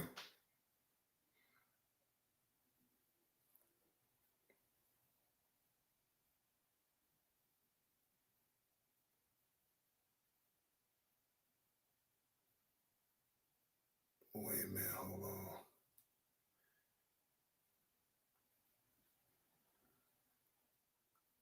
You said she's a porn star, but it looked like that porn star, though, Carlos, is most definitely going to get her way in this situation. And that's what I was just about to say. It is what it is. I think he played himself with that whole scenario. That whole scenario. Now, I'm not going to put that on that man to say that he actually did anything wrong at this point, because he's not being charged for it. It's just going into civil court. So it's not like he's going to criminal court behind it. He's going to civil court. She's suing him for X amount of dollars. I think from between $10 million and $50 million. That's what she's looking to get right now, allegedly, for what the reports that I've seen said about that situation. So let's go to the glaze of the day. Hold on. Let's see what they all the way talking about. And you gave me a time mark now. Carlos, you sure it's the time mark? It's always like that. The women who come after me all. Now, I just want to make sure now, Carlos, you sure is this the time mark that you gave me? Because you told me, what, 1 minute and 39 seconds? So I just want to make sure that that's the time mark that I need to go to get to it. 1:36? Okay. All right. 1:36. Hold on. All right. Let it play to it. So they're on a carnival Flipping, cruise, having fun. We don't even know if it's a carnival cruise, right? Oh, I thought that really was. Hour. I mean, I guess it. Okay, my fault. My fault. I thought you meant 1 minute and 36. My fault. My fault. I got it now.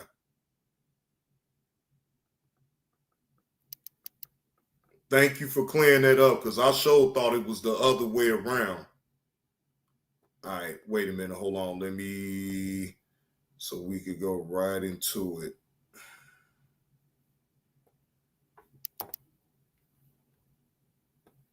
All right, so let's go. Here we go. So that way we can run right into it. All right. I guess. Come on, hairline. Yeah. I'm just saying, I think sometimes if we investigate like why we have the preferences, then we'll understand why some of them For are sure. going to be around and others we're going to be like, oh, that doesn't make any sense. Like if you said, if a black man said he had a preference for white women, we would say, well, there's deeply rooted cultural toxicity in that. And let's explore why that is. But I think that too, that also a way to dispel that is by trial and error. And I think if you're a woman who's like, I only want 6 feet, and then you keep getting this, and if you analyze the why you like that over 6 feet, and then you keep getting guys that don't fulfill that, I think it'll change your mind. Yeah, you'll go down to 5'9". Glaze of the week is here. Glaze of the week, glaze of the week. You're on somebody's meat. It's the glaze of the week, glaze of the week, glaze of the week. You're sucking dick. Oh. So there are people that have been talking about glaze of the week. Okay. And they've said that glaze of the week is biased. Towards? That we only talk about people on the right who are glazing. What do you think about that? Is RG3 on the right? No. He would probably it's be just a conservative. I wouldn't say he's a Trumper. I'm not going to give him that, but I don't think that that's fair. Anybody can get it.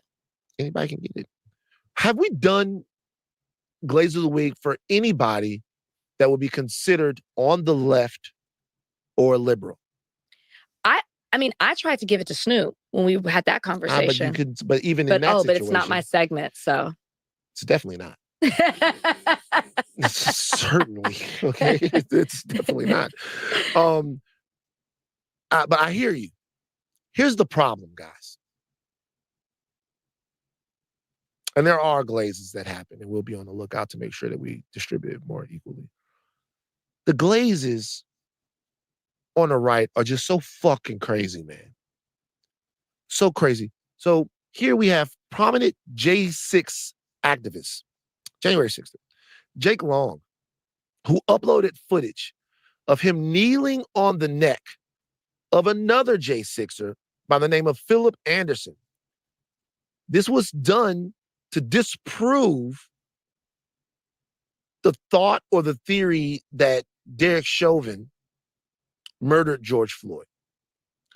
This was filmed in front of the prison that Derek Chauvin is in. This guy, Philip Anderson, let this white man kneel on his fucking neck. Go back. This nigga ain't got no line. He let this white man kneel on his neck. A la George Floyd, he's on his stomach. The white man is kneeling on his neck. I'm sorry. You're a boy. You are. You're a boy. Wait, hold on. I'm not about to overreact. Was that supposed to be a skit that I just looked at, Carlos? Was that a skit? I mean, what is that? Was that a skit? Look, I've learned not to jump clean out the window. Okay, I'll let it play. Even what I wonder is who comes up with that idea? He probably did. And the thing is, it's like, yo, if I get it that you have to be a part of the team, that you have to be in ideological lockstep with the team. But there is no part of you right there. Donnie, run it again. There's no part of you that says, hey, Jake, I don't want you to kneel on my neck Like He I loves am it. George Floyd. He loves it. He must love it. He must have a fucking raging boner right now. Guarantee That you it is was a his fucking idea. glaze. That's not just a glaze to Jake Lang. That's a glaze. Wait a minute. Before I do this, I don't even know what the fuck this is supposed to be. Because in my opinion, it looked like a skit.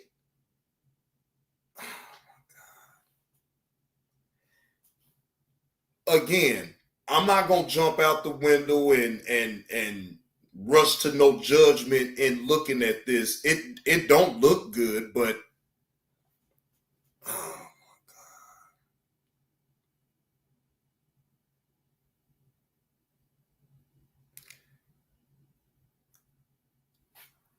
So, all right, well, let me drop the link so you can explain this shit to me. Because see, for one, ain't no white man gonna sit up there and be putting his motherfucking knee in my motherfucking neck for play, or for real, or for no motherfucking example, or for nothing. You not doing that shit.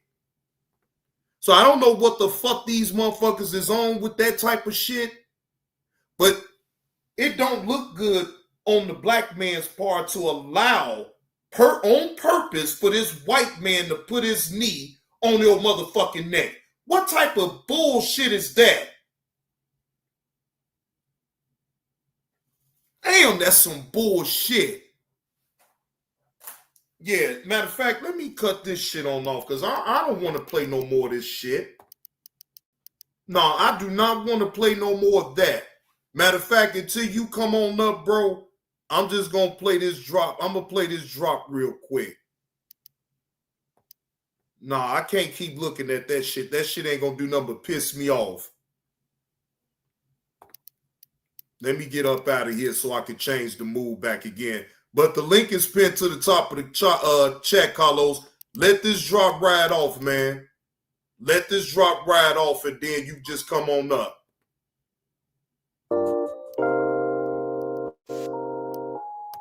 That's low. That's low. He do cocaine. One incident, he do cocaine. That's low. I'ma tell y'all this story. That's low. He do cocaine. And that's only one incident, he do cocaine. Right now, cause I'ma tell y'all this story, right? This is back when I was living on the south side of Chicago in the Ardell Gardens area. I did a drive along with y'all cocaine way back to show y'all where I used to live in on the south side of Chicago. No cap, salute. So anyway, it was this dude. I won't say his name, none of that, right? But it was this dude. Everybody knew him in the hood. Knew his wife, knew his kids, all of that, right? Dude would go to work. He'd be with his kids and, be in big baseball games, but the man gets high. Hey, come on, cocaine. The man gets high. He do cocaine. He do cocaine. Even though his wife loved him so much, she don't like his habit. She knows that it's the cocaine. Every time he starts getting high off cocaine, right? Now, right? Back then, right? Look, we knew what it was like. Man, right? We can't keep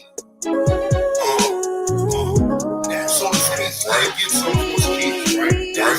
If he ran out of money and he couldn't get no crack, he'll take his kids like Nintendo games and all type of shit and pawn it off to the dope man. So he can get him an 8 ball or a quarter, whatever, right? Right. One day he hit a low. He do cocaine. This was 2 days before Christmas, back in 1998. 2 days before Christmas. What up, big nerd? He takes his kids' toys and give it to one of my bands that was, hustling or whatever, right? Now, even though, back then, you didn't have no feeling about what you did. Good morning, NC Lady B1. He felt the way about him giving his kids toys. Giving him his kids toys for the drugs, for the cocaine, right? know, like I said, he know that. His wife goes up to my man crib and asks, can you please give back those toys? Whatever he owed, I'll work it out with you. He do cocaine. And at that point, that man do cocaine. We didn't see him no more. So that told me that he.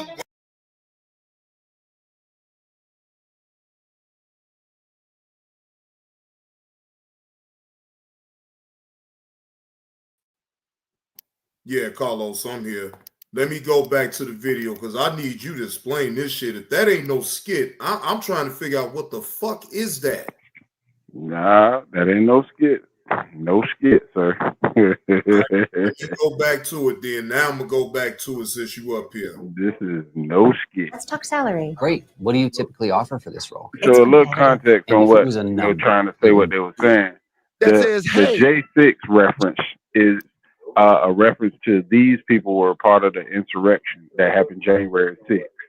So that's why he said J6 people, you know what I'm saying? These are part of the people that stormed the Capitol and all that. So these are a lot of the crazy thinking ass people. Well, maybe what they did wasn't crazy, but they just went about it wrong. But these are part of the insurrection. Okay. All right. So just let it roll. And these are people that believe that Derek Chauvin didn't really kill George Floyd. That having a foot on somebody's neck like that didn't actually kill the man. This how they think. This is these people. But the black man that's playing along with it, Bruh, he right along with it because he believed that Derek Chauvin didn't kill George Floyd either. He's a, lack of a better word, he a coon too. He right along with it. Right along. Now that I will agree with you on because I ain't doing that for no play or no. Bruh, this ain't no skit. It was actually in front of the prison that Derek Chauvin is at. These people are actually trying to get that man released. Oh no, yeah. Let me play this out there so I can see it all the way in this contest. You broke it down that part because so just let it play out. Just obviously it's a little. You know, you don't really want to see that, but just let it play out. All right. Jake, I don't want you to kneel on my neck like I am George Floyd. Loves it. He must love it. He must have a fucking raging boner right now. Guarantee That you is it was a his fucking idea. glaze. That's not just a glaze to Jake Lang. Wait, but bro, we saw the video of Derek with his knee literally on his neck. He don't of have course his we did. on his neck. Of course we did. But these people, it's always some group of people that no, he didn't do it. George Floyd was a crackhead. He died on his, all that stupid stuff. But yes, obviously, all of America seen that. Everybody in the country seen that. We seen that. This is ridiculous, man. That's a glaze to the entire white race. He let a white man kneel on his neck for a video. Yo, you know what? And I'll say this. See? Now you see why I said what I said. It's like, damn, is you doing this for clicks and views and some type of monetary gain? Like, bro, why would you even put yourself, you of all people, a black person, you gonna allow a white man to put his knee on the top part of your back? It ain't even on his neck. It's on the top part of his back. That officer had his knee literally in the middle of his fucking neck and put all his weight on it. Come on, man. Let me let this play. To the right. The people on the right, I was having a conversation with somebody that's going to be out next week. I was having a conversation. This is the stuff that turns black people off about the right. This is the stuff. This is? Yeah, you know why? Why? Because we can talk as much as we want about, I don't know, people being beholden to political parties and why we need to think about things in terms of policy, or we need to think about things in terms of actual agenda and what's gotten done, and whether or not being beholden to one political party or the other one, as far as those parties being like organized movements, benefits black people. But you know the one thing that I know for sure, that I don't want nobody to kneel on my neck for a video, that I don't want to call nobody daddy, that I don't want, like, the black Republican men, what are y'all doing? Like, how could I look at that and be like, yeah, that's something that I would like to do? Yet black men or black people, I should say, are still a part of the party. Yeah, they are a part of the party. I mean, look, I think that we can have This political doesn't face disagreements. it. What they look at this and say is, that's not me, though. That's extreme. That's not me. But don't you have to call, look at this. They look this. They other themselves. He might as well nut on his back. His dick is right over there. Like, he got Whoa, the pause. Stop. Fair use. I'm only giving my critique. These are not my words, and I am not in agreement with what this host is saying right now. I think you're doing a little bit too. What the fuck is he talking about? He's going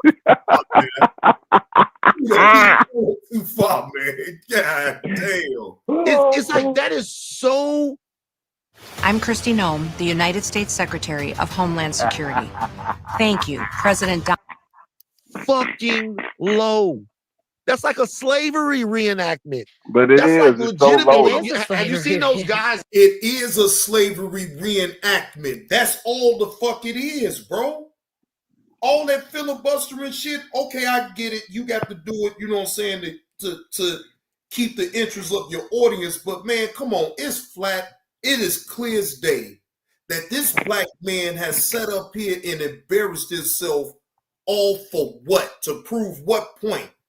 But a lot of points that the hosts are trying to make is it's a lot of us that support that stupid shit on the right side. Hey, he didn't really kill that guy. Derek Chauvin is a hero. He should be let out of prison. It's people actually arguing that right now.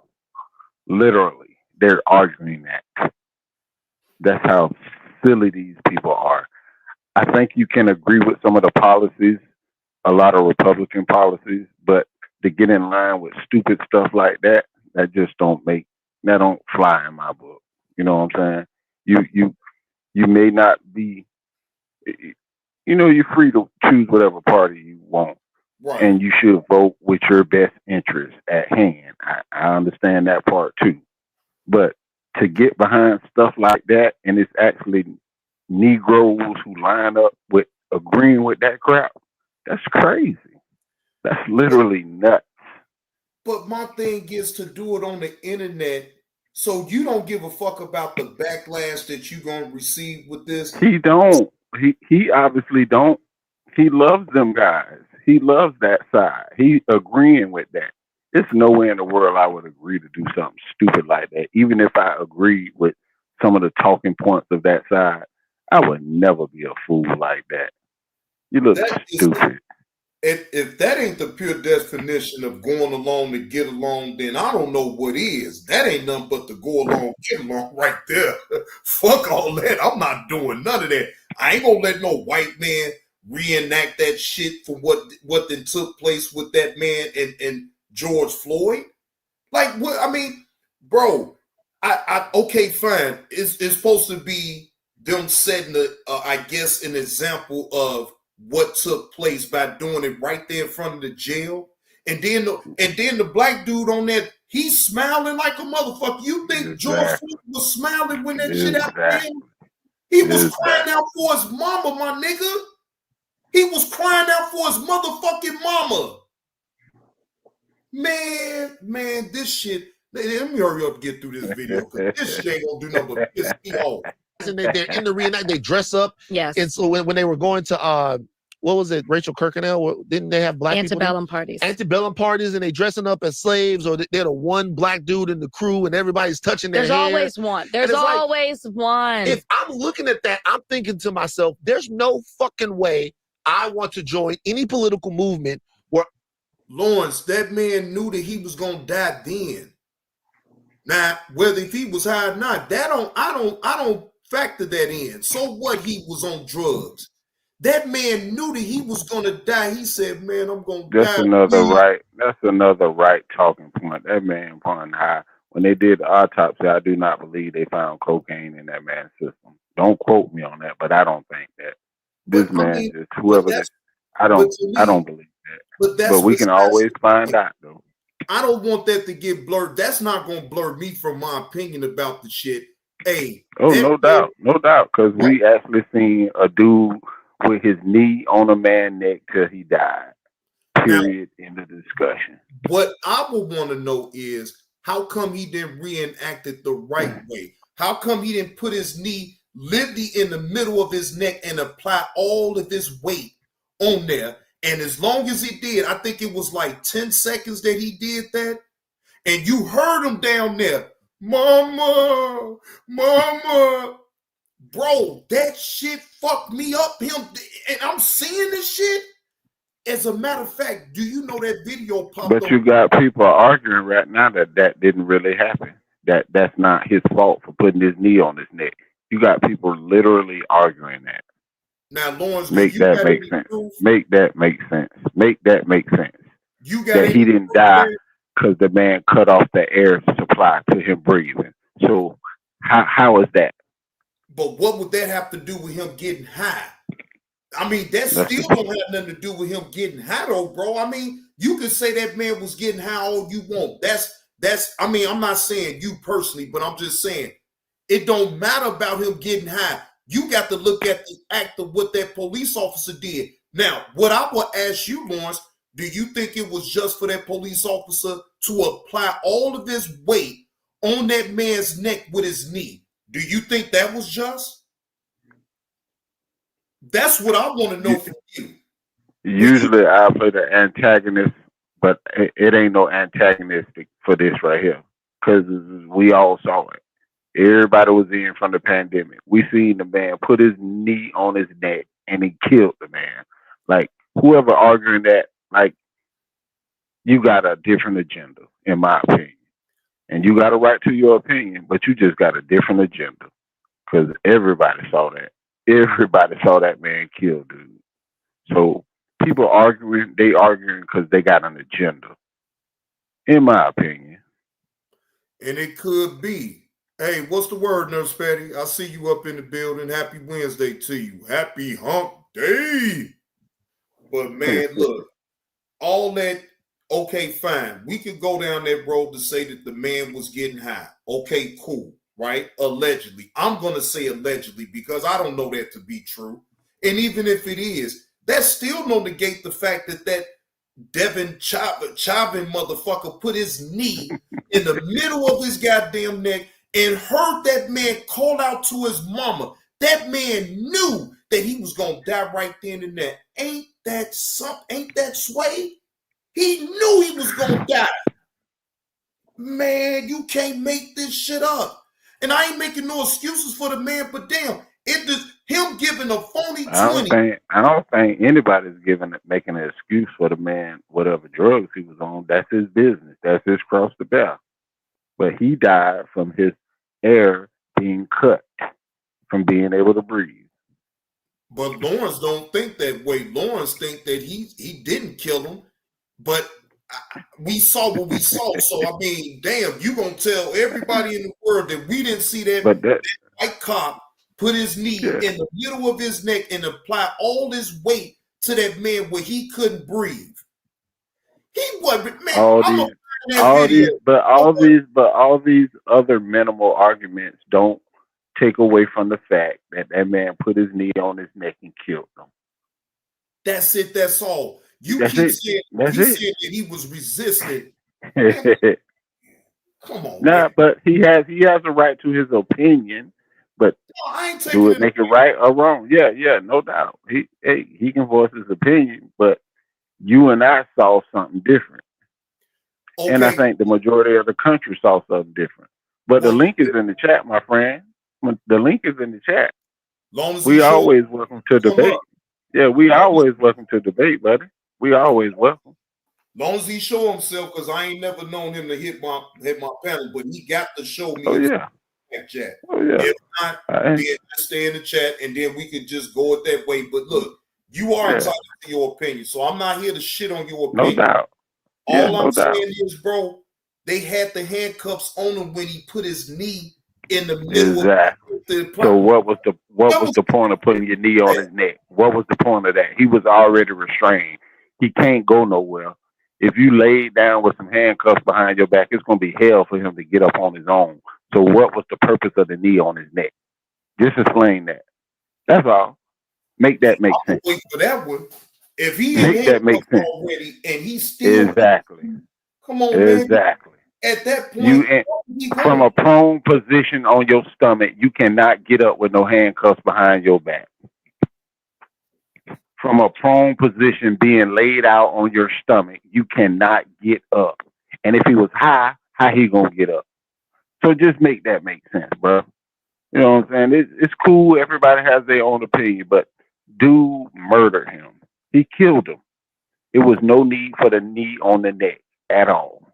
Yeah, no need whatsoever. I just seen the deja vu. He made this account April the 1st of this year, so it is new. It is new. And he got every right to troll. At least he trolling about the subject. Yeah, so no doubt.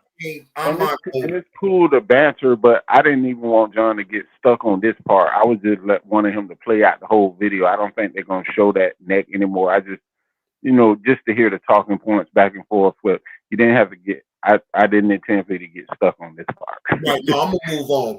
But I knew it would be triggering, and then I thought it would spark debate, which Lawrence come in here with his opinion, which you have a right to. Exactly. Don't make it right, don't make it wrong. We enjoy opinions over here. The motto here is opinions matter, buddy. It's opinions matter. And if the old me, no doubt about it, no doubt. Yeah, no doubt about it. No doubt about it. But you got to let people express their opinions, and that makes for good banter back and forth. So it's cool. Yeah, I'm about to play it now, Deja Vu. I'm about to play it now. I have to cosplay as fucking George Floyd while somebody kneels on my goddamn neck. I agree with I you. feel so sorry for that brother. Oh, don't feel now you're taking it too far. Why would you feel sorry for him? I feel sorry for him because he does not understand the strength of his ancestors. There's no fucking way that he possibly could. Okay, let this guy fucking kneel on his neck for the George Floyd video. I will agree with you about the strength of his ancestors, but don't feel sorry for this guy. This guy, he's gone. I don't feel sorry to the point of no return. This is a grown man, but wants to cosplay as a boy. White man's boy. Look, if we gonna talk about RG3, I feel in this situation, just off this video alone, that this dude is a bigger coon than RG3. No doubt about it. I won't argue with you on that one, my friend. I won't even argue with you. There's no need to plan the antagonist. There's no need for me to antagonize you on this one, buddy. You right on the Because dude is more than a cornball. This motherfucker is remedial and slow and going along to get along. And you know what that shows me too? That he has no leadership qualities at all. He just a follower. Nah. He is a real go along to get along. I'm with Rachel too. I don't feel sorry for this dude. I mean, Van cool. He got a big heart, but Rachel, no, I agree. I don't feel sorry for that dummy. I don't either. I wish the white man would have went on and put his knee all the way in the middle part of his neck and checked him clean out then. Shit, since you want to reenact some shit, reenact it the right way. Don't pussyfoot around the shit and then you just got your motherfucking knee on the top part of his back where it ain't even in the middle. You knew they knew what the fuck they was doing. Reenact Let it it play. real. Check him out the way he checked him out. You feel what I'm saying? That's how you reenact some shit, not that pussy shit that you do. Let it play. He gets off on this. This is what he likes. Don't feel sorry for him. He made this choice. He made this decision. There's always one. Let him go. He can't be saved. Let him go. All right. Once again, we don't have time for Angel Reese and Shador Sanders. It's a pack show. It's a pack show. But we do want to hear it. Listen to this, John. Thank you, Deja Vu, for the $4.99. Great live, JB2. Thank you, Deja Vu, and thank you for the $4.99 super chat. I don't think I want to do it now. Let me tell you why.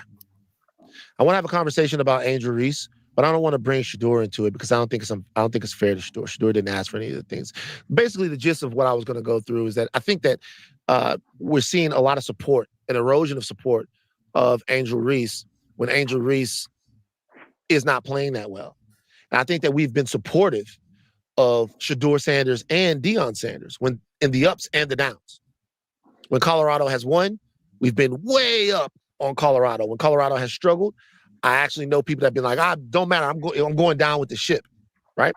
And when Shedeur, who's accomplished so much in football, in college football, but when he's been doing great, we've been all on him. And when he's done poorly, played poorly, or maybe some people would say comported himself poorly, I don't really think he has done that very much. We've been there for him at his lowest moments in a way that I don't think that we've been there for Angel Reese. And I just got to go ahead and read it off. Can you believe these aren't her real teeth? Aspen Dental's dentures are... While I'm here, I'm not going to spend the whole time that I was going to spend on it. I want to remind people something about Angel Reese real quick. When we're talking about Angel Reese, I want to remind you guys of something. And yes, I'm a huge LSU fan.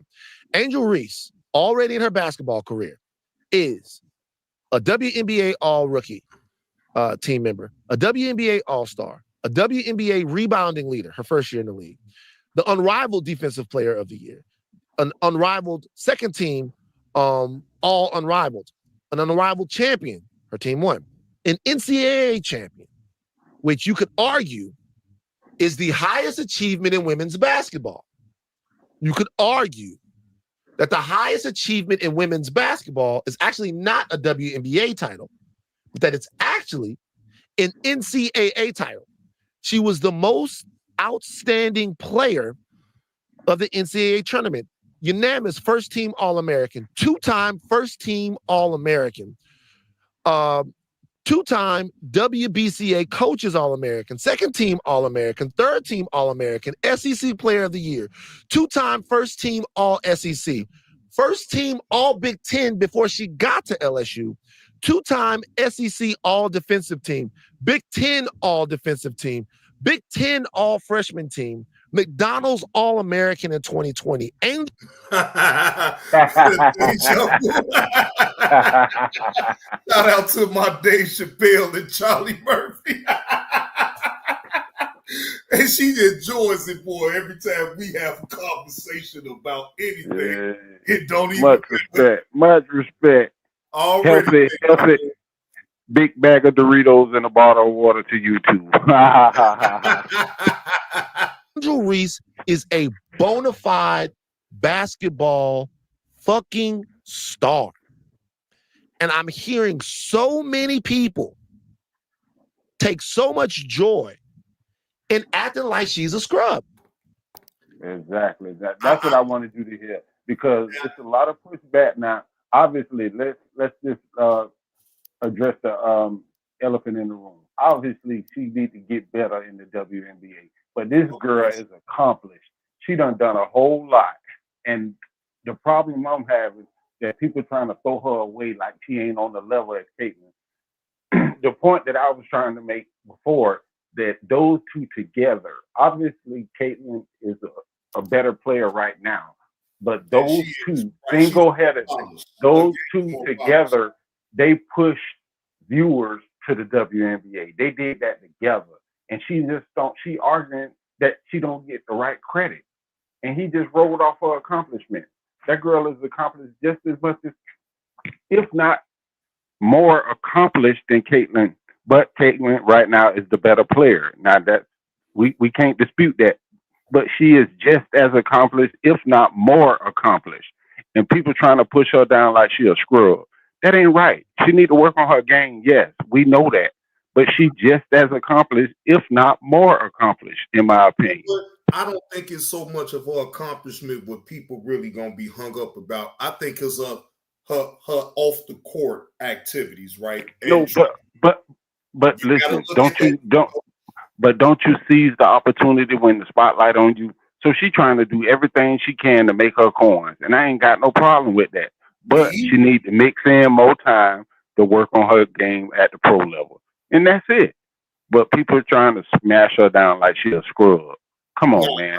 Put some respect on that. Put some respect on that girl game. That's just the truth. Put some respect on her game. She needs to work on. She needs to work on. Yeah, she does.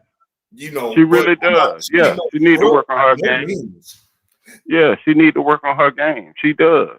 Now But look, she is Lois, boy, he she ain't shit. is accomplished, if not more accomplished and more decorated than Caitlin Clark. You heard all that.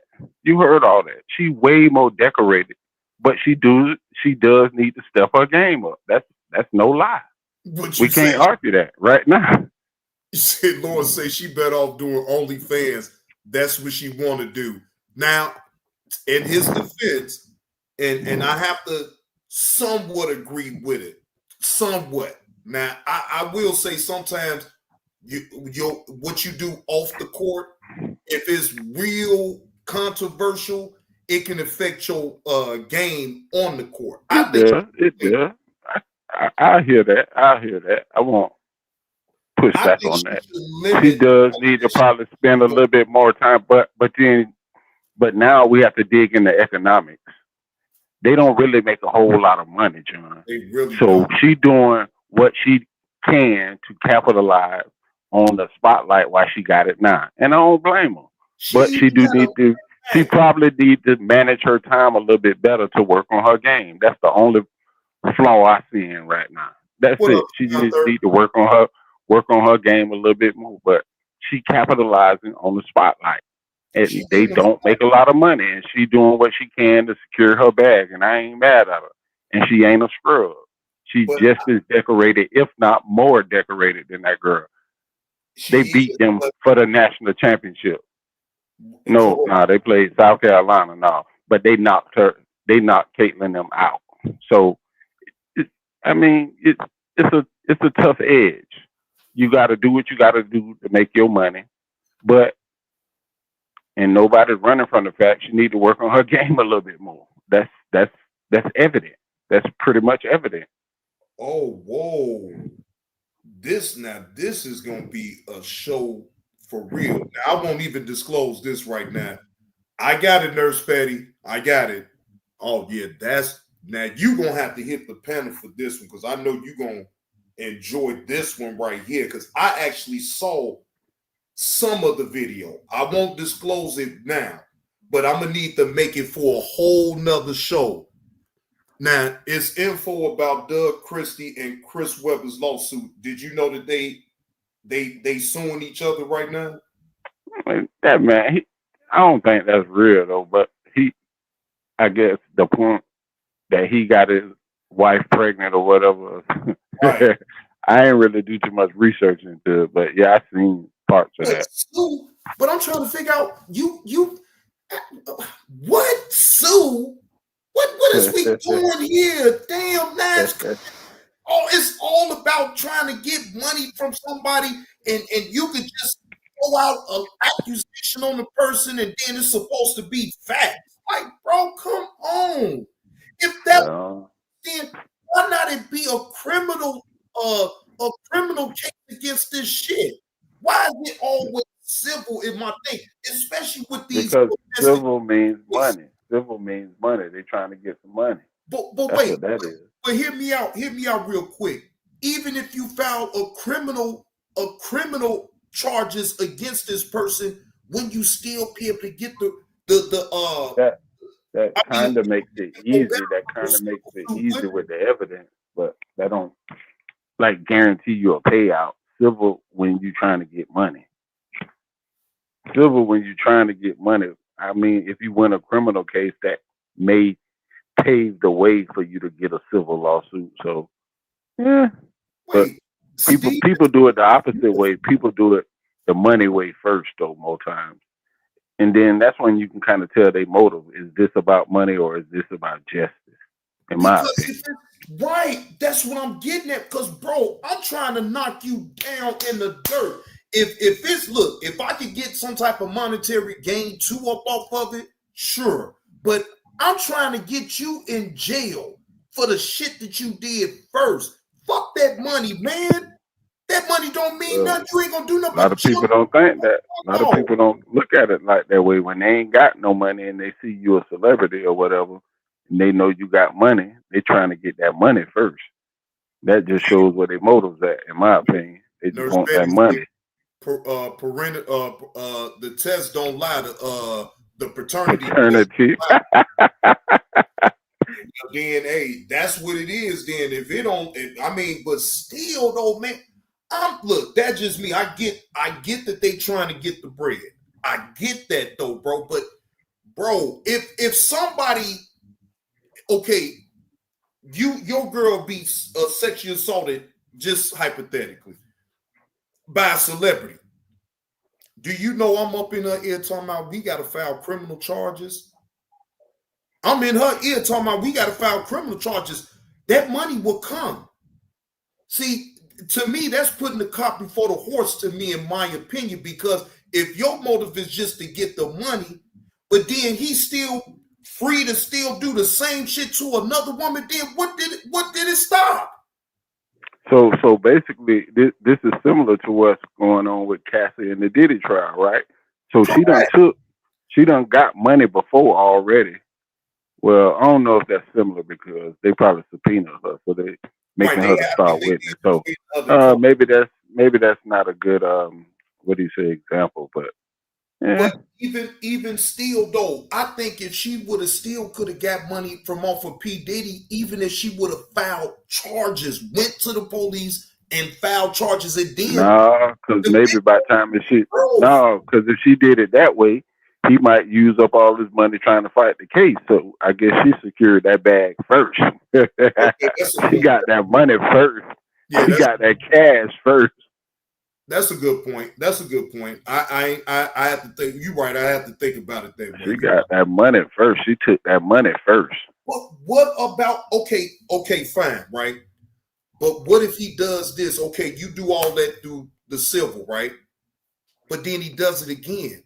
So you really didn't stop nothing. Like, bro, when is it really yeah, it's all kind of ways to look at it, though. I see your way too. You know what I'm saying? You want to put this person, off the streets and stop them from doing it to somebody else. Yeah, I understand that theory. But most people want their own justice and a pound of flesh and $1 million or $2. So that's how some people look at it like that. You're right. That's exactly how they look at it. But to each his own on how you look at it, though. But I would want to put that motherfucker in jail. I'm not gonna let that motherfucker be free. I done took your money, and you still free to still do the same shit to somebody else. So then you figure, oh well, hey, they better be smart enough to sue him like I did. But some people may not be that way. Some people don't care about money. See, he just ain't ran across the right motherfucker, though. That's all what that shit is. Across a motherfucker that don't give a fuck about that money. They want to see you in jail. They want to see you suffer. That's enjoyment for that individual right there. The money comes and goes. Because to me, nowadays, money don't have the same currency as it used to have. That's just my opinion. So, yes, unless you got like billions and trillions of motherfucking dollars, man, what we really talking about here? You will be able to live off of whatever you can get, especially if it's true. But then I'm just looking at, I guess. That's why I just believe old boy gonna get off on them charges because they not proving no RICO right now. All they proving is he just old freaky deep nigga behind doors. That's all that is. That's all they proving. That ain't. But yeah, in the court of public opinion. But at the end of the day, if he can get off, you think he care? You think he really give a darn? As long as he ain't got to stay behind bars for the rest of his life. No, you think he care about the opinion of people? He got enough money to be all right for the rest of his life and his kids. They good. Right now he tried to give up the plane to sell it before he went to jail, but a smart businessman. I'm in jail now, but my plane's still making money.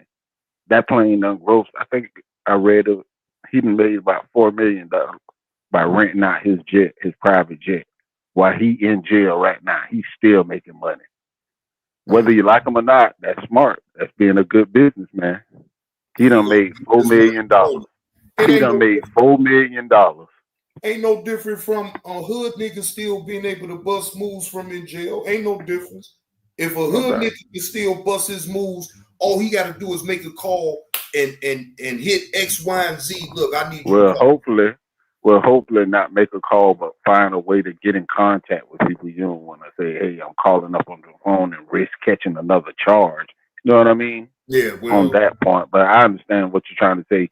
Be able to connect with the outside without getting caught up with another charge. Of course, that's smart. that's very smart. If you smart enough to be able to do it the right way. Some motherfuckers just ain't smart. They just Smart enough. yeah, they ain't smart enough to even pull that type of shit on off. And what I'm saying is that when I looked at Angel and when I looked at Shador, when people were calling Shador a scrub, and when people were saying that Shador couldn't play, and when people were saying that Shador was getting propped up because of things off the court and not what he did, off the field and not what he did on the field, we all together banded together and went, no, look how much this kid has accomplished. It's so unfair the way he's being treated.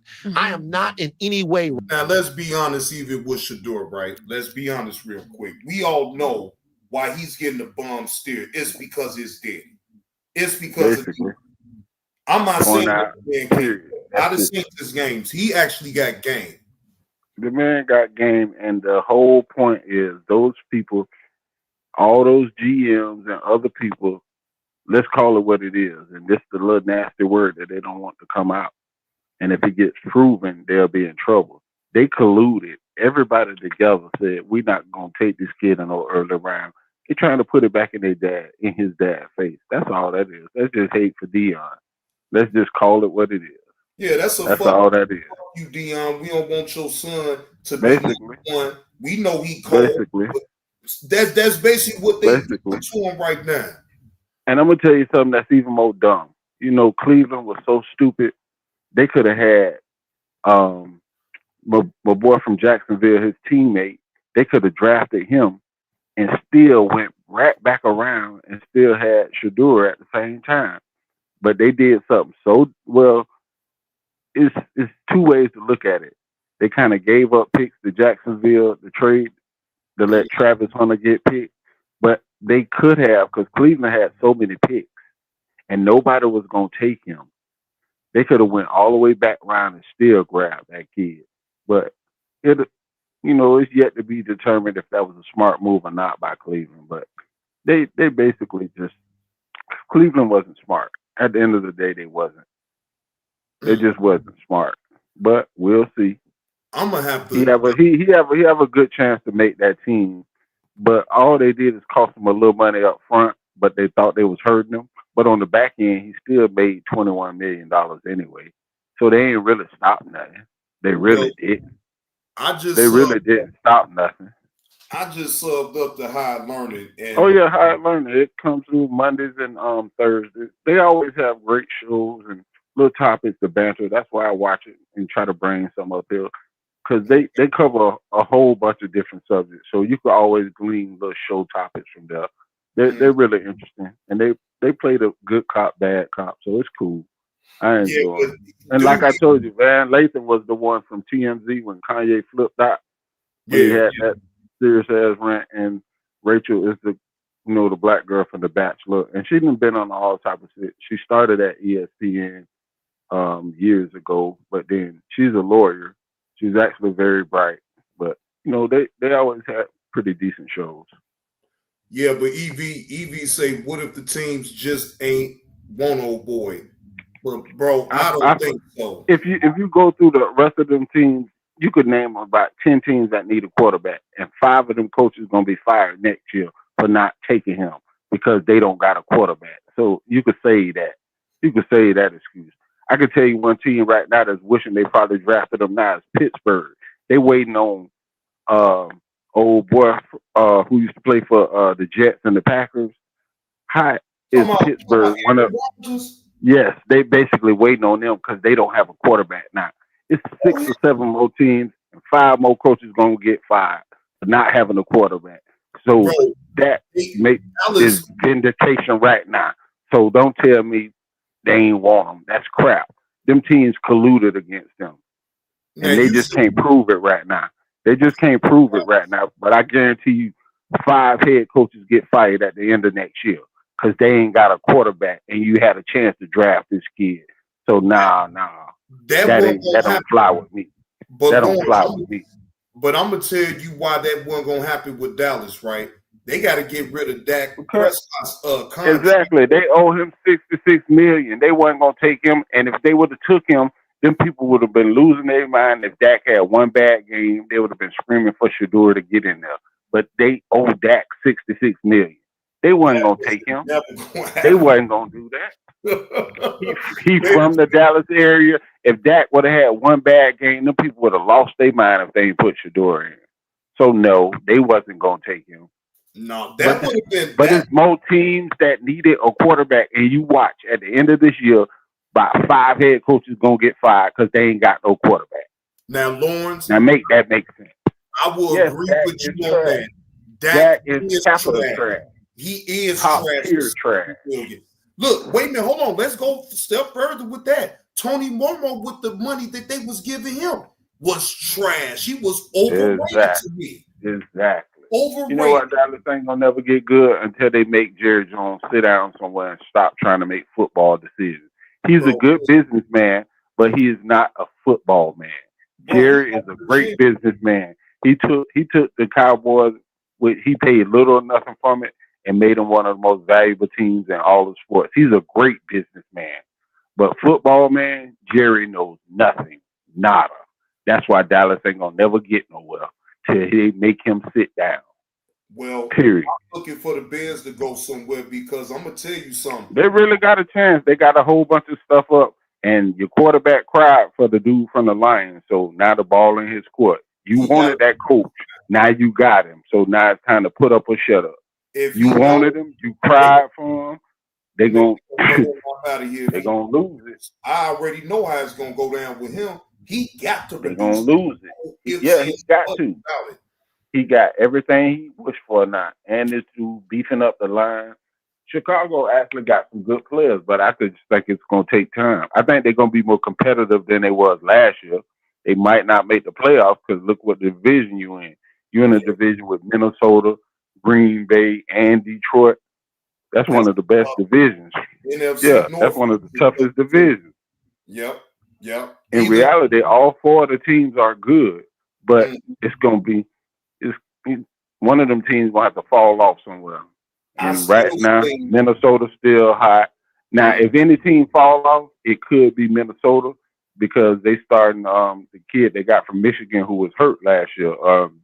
What his name is, JJ, the dude who came from Michigan. I'm trying to think what's his name though. JJ McCarthy. He was hurt last year. McCarthy. And then they let the quarterback they had from Minnesota went signed with Seattle. So if anybody has a chance to fall off, it might be Minnesota, but Green Bay still strong. Detroit, they might be a little weak too because a lot of their coaches got away. So my money on it. If any team fall off, it's gonna be Minnesota. So Chicago do have a decent chance. Now, and I think they're gonna be better than they was last year. Not at the bottom. Now, I want to ask your opinion about the firing of Tom Tibbs, right? What's your take on that? Do you think they just made a scapegoat out of him? I think so because he really took New York pretty far, and even last year they was competitive.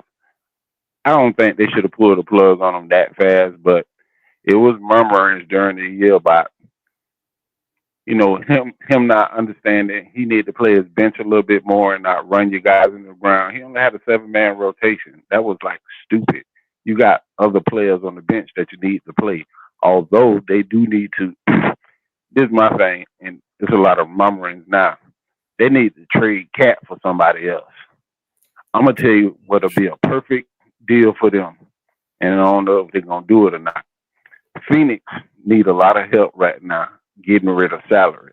KD ain't going to come back there. If you can flip Cat for KD and some picks, I'll do that in a minute. Because Brunson needs somebody else to help score. That's why they ain't going to go far. He good. Now, I mean, he had a great year. He's super good, but they need another scorer because when Brunson go out, the points go down. It's nothing else. They need another scorer. And if you bring in KD, you can still let Brunson hold the ball, but you got a scorer who ain't gonna be scared to shoot, who can run plays in clutch time for with KD. Yeah, Cat is a little bit weaker, but once you take Brunson out, they can't even play on the same team together. They have to split them up, so they don't work out good together. What's good at having two supposed number ones and they can't even play together? So I think Cat need to be out. You need to try to flip Cat for something else. Yeah, keep That's Brunson. just my opinion. Yeah, of course you're gonna keep Brunson, but you need to flip Cat. Get what you can get for him. Man, and you need to get what you can get for him. I think he is a little zesty. I can't even hold you, bro. I ain't finna make no judgment on the man's sexuality, but I just know he ain't. I ain't talking about his sexuality. I'm talking about the way he talks, bro. Like, bro, I'm gonna tell you what he. Fairy dust man. In my opinion, he runs from the hoop. He don't want to play back to the basket, and he already can shoot because that's a plus. He got a nice mid range and he can shoot threes, but he fall in love with the three. Why not get down in the post in the paint? Give your team other options. I say stay in the post, stay down of course. in the box. Fuck you going of out course. there. And that's what he want to do. Shoot three. Because he's too quick. I would give it to him. He has a hellified offensive game, but no defense. No defense for his size. He can't stick his man. No, his man is gonna fly right past him. Ole, he like the matador around this motherfucker. You know what I'm saying? Shit, hell no. But again, I'm not questioning his sexuality. It's just the fact that it's certain mannerisms that he has. Not that I'm really invested up in it because I don't give a fuck, but I just be like, bro, because they even showed a video of him how he was talking when he was in Minnesota versus now in being in New York. And I had to say my own self. I said, yeah, I've been peeped that from, but I didn't try to read too much into it because again, maybe he just doing that for the cameras, talking all proper and like, man, no, I think you talking a little bit too goddamn proper right now. Shit, that shit. Well, it's people from the island, so he ain't American though. His mom from somewhere else, so that maybe can play into it though. So yeah, I think his mom from Barbados or something like that. Yeah, I won't read that much. If they try to get Giannis, though, they're gonna have to give up some players and some picks. And New York ain't got picks to get Giannis. Giannis would obviously be a good fit there too. I won't argue that Giannis would be a perfect fit right there. But you know, Giannis, but New York just need another one. His brother gonna have to be included with that deal too. You know that. You know that. Yeah. That his brother got to be right there. And his brother, I'm sorry to say, and this ain't no knock to him. No, he's just not that good yet. He's still trying to come up. He ain't found his groove yet. No, he ain't found his groove yet. Time. He ain't really getting that much playing time. He get what 5 to 7 minutes a game. Because he first got drafted by LA from the Lakers, and they let him go on down there to Minnesota. But he just he's not that good. Let's just be honest. He just the same thing with Lil James out there in LA. He just not that good. He needs some seasoning. James, and I feel like Lil James, Lil LeBron Jr. He just not that good. He needs some seasoning. You know, his dad did the best thing. He got him on the team, which is cool, but he needs to play 2, maybe 3 more years down in the G League, and then maybe he can come up some. But he just ain't that good right now. He just ain't. In my opinion, though, Pluto, I believe that LeBron needs to go ahead and retire, bro. Father time. You know what? He needs to retire, bro. But if you average him against other players in the league, he still can get you 20 and 10 every night. Ain't that many players in the league getting 18, 20, and 10 that command the kind of respect he do. So maybe he needs to be taught to playing a different role. Now, I agree with that. I can agree. No, he just needs to play off the ball. Something he ain't never want to do. He Now, can't. I feel like this. If he learned a post game and learned how to play off the ball, he could play 5 more years. If he was be willing to do that, but he's not going to do that because his ego and his pride won't let him. If he learned to play in the post, become a post player, he could play 5 more years and not have to dominate the ball. He could play 5 more years. I would put money on that. LeBron could play 5 more years. The way he take care of his body, he could play 5 more years. But he would have to commit to doing that, playing off the ball. But he won't do that. His pride. And you can kind of understand, and you can kind of understand being the man so long, your pride ain't gonna let you do it either. But if he did that, he would last at least 5 more years because he's still producing right now. Make that make sense. He's still producing. But them young cats is just bullying him because I get that, but I'm just saying, a player that can come off your bench and give you 20 and 10 every night, huh? You tell me there ain't a spot in the league for that?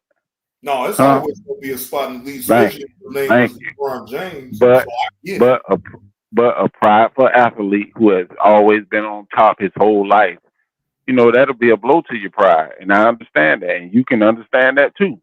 That's a blow to your pride. You've been the man forever. You've been the man forever, and they telling you to step back. That's why you think Carmelo just had to go ahead and just sayonara. Carmelo a little different though, bro. Melo was a little. They pushed him out. They tried to still push him out, and he still had game though. It was a little bit of politics in Melo having to leave. It was a little bit of politics in that, and it was some politics behind that. What about not just Melo? What's that other player that they? Well, Allen Iverson. He wouldn't go. He wouldn't come off the bench. And if he another person, when you've been the man for so long, if he would have took that, but you know what? I just seen something today. I ain't know how much his Reebok deal was worth, but he's set for life. This man get $800, almost $1 million a year, and then when he turns 50 something, he gonna get $56 million from Reebok. AI signed the best deal ever. When he turned 50, he gonna get $56 million from Reebok. Ain't he 59? He should be 50. Nah, he ain't 50 yet. He ain't 50 yet. When he turned 50, they gonna release him. He ain't 50 yet. When he turned 50, he gonna get $56 million from Reebok. Wait a minute. $56 million. Oh, he's 49. Yeah. When he turned 50. Coming up, his birthday right around the corner. He's gonna get $56 million. Hey, wait a minute. His birthday right here. June the 7th. So his birthday at least it's the 4th today? Oh, he got 3 more days. His birthday's sad. Yeah, he got 3 more days. Million from Reebok. He about to get it then. So but wait, he was but he wasn't even broke. He ain't even broke now. But he ain't even broke now. The reports was saying that he was broke, like he was fucked up, and I ain't believe that myself. I didn't feed off into it because I didn't believe it. You know what I'm saying? I'm like, man, he can't be fucked up. No. He can't be. And then, within the last 2 years, they started coming out with more of his little retro stuff, and they put another AI shoe out. Was it last year or the year before? So he been banking. He banking, and he finna come into a bag, a hefty bag. A real healthy bag, like you just said. That's okay. So college football finna start now. You know, Michael Vick is at Norfolk State. How you think he gonna do this year? He's been holding his head down, and he put together a pretty good staff. The team might take a little while, but how you think he gonna do as a head coach? I think he gonna inspire those young folks to play their ass off. That's what I think. I do too. I really think he gonna, because Norfolk State wasn't a bad team then in the HBCU. Their record was decent last year. I think they were over 500, but I think just the experience he got, and he done put together a pretty good staff. He got a nice little quarterback now, who's not in his vein, but he runs. But the quarterback got a good arm. Mm-hmm. I think they're gonna be pretty competitive. I think they're really gonna be competitive. I'm gonna have to make sure to tell And you. also, your boy up there, Deshaun Jackson got a job up at one of them schools in the north. I think it's Hampton. Up in New York. No, it's in Connecticut, if I ain't mistaken. Yeah, he got a decent. He in the HBCU, so they're gonna be pretty competitive to watch. We just got to get behind those teams and support. You know what I'm saying? Watch those things. Well, Support those guys. Once that Because it's a lot of former athletes going into coaching now, which I think is a great thing. It really is. It really is too. I agree with that because see, they don't want to sit. They still want to be a part of the game, but they probably just want to be a part of the NFL game because they Right, and that's why I think we're in the golden age now. They're gonna sharpen their little teeth and get their bones up together. In 3-4 years, you're gonna see some of these guys in the NFL. I believe Michael Vick gonna make a NFL coaching staff pretty soon. Give him 4-5 years down there at Norfolk State, he'll be on the staff somewhere. They did the right thing because they go into TV and they go into analysis and they go in meeting rooms and they meeting coaches and talking with them. And they still got a love for the game and they learning more how to put staffs together, make game plans, what kind of offenses you gonna run. When you're in TV, you analyzing stuff, so you already doing your homework inadvertently right there. So they just building up their resume to get to the NFL. I believe Mike Vick gonna get an NFL job. I believe he gonna be one of the first. I believe so. Dion don't want to go because he said how he gonna coach somebody who make more money than him, trying to tell a grown man what to do. He don't want it. He said he don't want it. Good old boys ain't gonna let him in. They ain't gonna let him in, bro. If they ain't let his son, if they made his son wait until the last round in the draft, what chance do Dion got to even ever coach for the NFL? None. They don't want to coach in But he coming out his mouth saying he don't want to do that. He's more interested in helping kids, which I could see that. Mm-hmm. And he basically done put the blueprint together. They got so many former coaches on that staff. If you go to that school, you can't help but, if you apply yourself, make it to the NFL. Because they telling you what to do, what to expect, what's going to be at the next level. All you got to do is just sit back and listen. That's it. That's it. Because he ain't going to tell you nothing wrong. And in fact, I believe that Dion would never want to play. Not play, but ever. He done said he don't want to go there. How it look for him trying to tell another millionaire man what to do. It's a different ball game when you get up there to the league. Mm-hmm. He know his limitations. He already done said, I'd rather stay down here and teach these kids what to expect, what to do. I can get you there. And he most definitely can get you there. Who would want that headache? He the king of Colorado right now, man. He making money hand over foot out there. That contract with 5 years at I think like 50, a little bit over 50 million. 50 up. Yeah, something like that. Yeah, but he ain't going nowhere. They gonna renew that contract with him unless another. Of course, that is. College unless another big time school, but I seriously doubt it. It'll have to be down the line. Unless you get bored out there. Yeah. I'm mad that the people at FSU just didn't recognize what they had staring at them. They chose to go with Willie Taggart instead of giving him a chance at the time, and they could have had his son at the same time. But the people in Tallahassee kind of stupid, but I ain't gonna pile on my boys like that. But they had an opportunity to have him in Florida right there. They had an opportunity, but yeah. Well, man, I do appreciate this. Has been a very good show, and I'm actually glad that I was going to do it anyway, but this right here, we kind of hit on a whole lot of topics with Glaze of the Day. Shout out to Higher Learning. Now, I probably would have been calling it, I would have called it Caregiver of the Day. You know what I'm saying? It's basically the same shit. That's the term that they use, like when somebody is sucking up to somebody, or, you know what I'm saying? Like being a real coon, basically. It could go both to both races, so I guess I can say coon, but kind of sucking up to people. So yeah, they always have some interesting stuff. Yep, but you ain't got any last words. I'm gonna go ahead and end this because brother is hungry. I need to eat. I ain't ate nothing all day, even when I got off work. I think I needed some motivation on eating because I've been up since 4:30, got to work at 5:30, got off at 2:30. Well, no, actually, no, I'm lying. I got off at 1:30. So then when I got here, man, I set up and made some chili. But 2 days ago, I had ate the rest of that, and I ate that from my girl because she like she voted. So I'm like, fuck it. But it wasn't that much. So I'm sitting up here like, damn, what the fuck else? Because I don't feel like cooking shit. I cooked this week. Now normally I cook maybe twice out the week, maybe 3. It all depends on how I'm feeling. But I know damn well I don't feel like cooking that. Duke upstairs, Lawrence. He upstairs chilling. Matter of fact, he's sitting right there at the door waiting on me because he needs to get walked. It's been raining all day here, so when it rains, he ain't trying to go outside. So it has stopped raining now. So when I end this live, I'm about to take him for a walk for an hour and walk around the neighborhood for a minute, and then. Hey, so is this the time that the skunks be out there in y'all neighborhood? I mean, we showed the skunk one time, man. Wait, that what be in the neighborhood?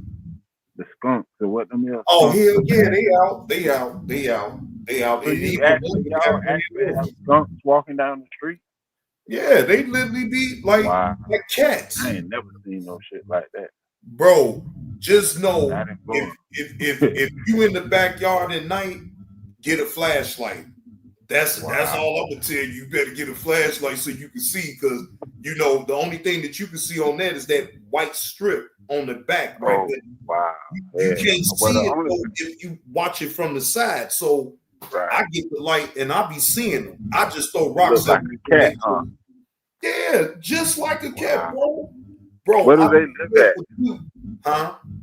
Where do they live at? Like in the bushes or something? And yeah, because we got like big ass, dumb ass forest preserves, and then you got backyards. Then you got the right here by my house is the cemetery.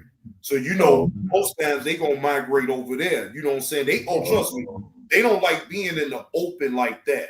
But when it's nice and it's hot, man, they be walking down the street and everything. If you don't pay attention, you run right over their ass. And don't run over. Well, that's what happens here in Florida. Like early in the morning, we have raccoons, wild raccoons, and possums. So you'll see somebody hit a coon every now and then where they can't see that good and they dart out in front of cars and somebody hit them. But that's like late at night or wee hours early in the morning. You don't see them too slick in the daytime, but early morning when it's quiet outside and late night, you'll see raccoons running down the alley or jumping across trash cans looking for stuff, and possums the same way. But skunks, now I ain't never seen no skunks, but we got raccoons. The raccoons don't run up on them. Yeah, don't run up on them. You might get rabies or you'll hear him hissing at your ass. I'm gonna show this video that I had posted right on my community wall. The man got a pet, a raccoon for a pet. And I'm sitting up here tripping like, bro, I'm not having no raccoon for no damn pet. The raccoon was biting on him and every damn thing. And I'm sitting up here like, oh no, he must have took him to the vet, or somebody told him that it was cool for him to have a raccoon for a pet or something. But bro, that shit is weird. That white dude. I said, yeah, dude, you can have that shit. I would never have no damn raccoon as no damn pet. Get a dog or a cat. The fuck? The fuck? You can't walk no damn raccoon. I don't give a fuck what you talking about. You gotta let him be free. He's in the wild. Them type of animals, you let them just be. Even, you can domesticate a dog or a cat. But sometimes not even a cat, because cats like to be outside more than inside of the house. Shit, they'll break free if they could. On the real. Dogs too. But see, dogs know how to come back. They'll follow their scent to what they always find their way back home. Now, unless they just go or be somewhere far out where they can't get back and they don't know their way back. But like in the neighborhood, man, my dog, well, he ran away once. And we went, me and my girl went to go look for him. We called the police, let them know. But actually, the police came to our house and we was still out looking for him. Police came. They said he was cool. He ain't no bad dog. But when that eclipse had happened, man, he must have lost his mind, because that's exactly when it happened. When we had that eclipse, man, that motherfucker, man, just he was in the backyard and he just bolted out. I'm thinking to myself, like, why the fuck would he leave out the backyard? He never did that. So we was just figuring because it was the eclipse, and maybe he thought it was dark and he thought he'd get, I don't know what the fuck he was thinking, but he had left. But luckily, the police brought him back. He was safe and sound, wasn't hurt and nothing like that. So now we got to a point where if I do let him out in the back, I'm just out there with him. So I don't leave him unattended, because I'm not gonna go through that shit with him again. Fuck that. I don't want to be portrayed as no bad parent or no shit like that. Shit, I ain't fuck all that. But either way, but I'm getting on up out of here, y'all. Like I said, I'm about to go get me something to eat. Salute to Pluto for coming up here, chopping it up with me with this video. We got more, because you sent me some more. So I'll go over that on a later date, though. Yeah. That Umar one. Yeah, that's a good one. yeah. I see 3 minutes of it. I started watching it because I'm like, no, let me wait until I go live, and then I'll go over it the right way so everybody can see my action. Yeah. But all right, Pluto, man, I'm gonna get up with you, man. And shout out to the chat, man. Y'all been rocking and rolling with me. It's on the 3-hour mark. Shout out to the chat once again. I do appreciate y'all. I appreciate Slim for the super chat. I appreciate Deja Vu for both of the super chats that she sent. Appreciate the donations. And I appreciate y'all just tuning in to the content, man. It's going to be more of this type of content come out, of course. And again, I am appreciative of y'all pulling up on the show and showing love and support. But with that being said, I am Johnny Blaze, your host with the most. I am up out this thing. Salute to the chat. Y'all enjoy the rest of y'all Wednesday, but I'm gone.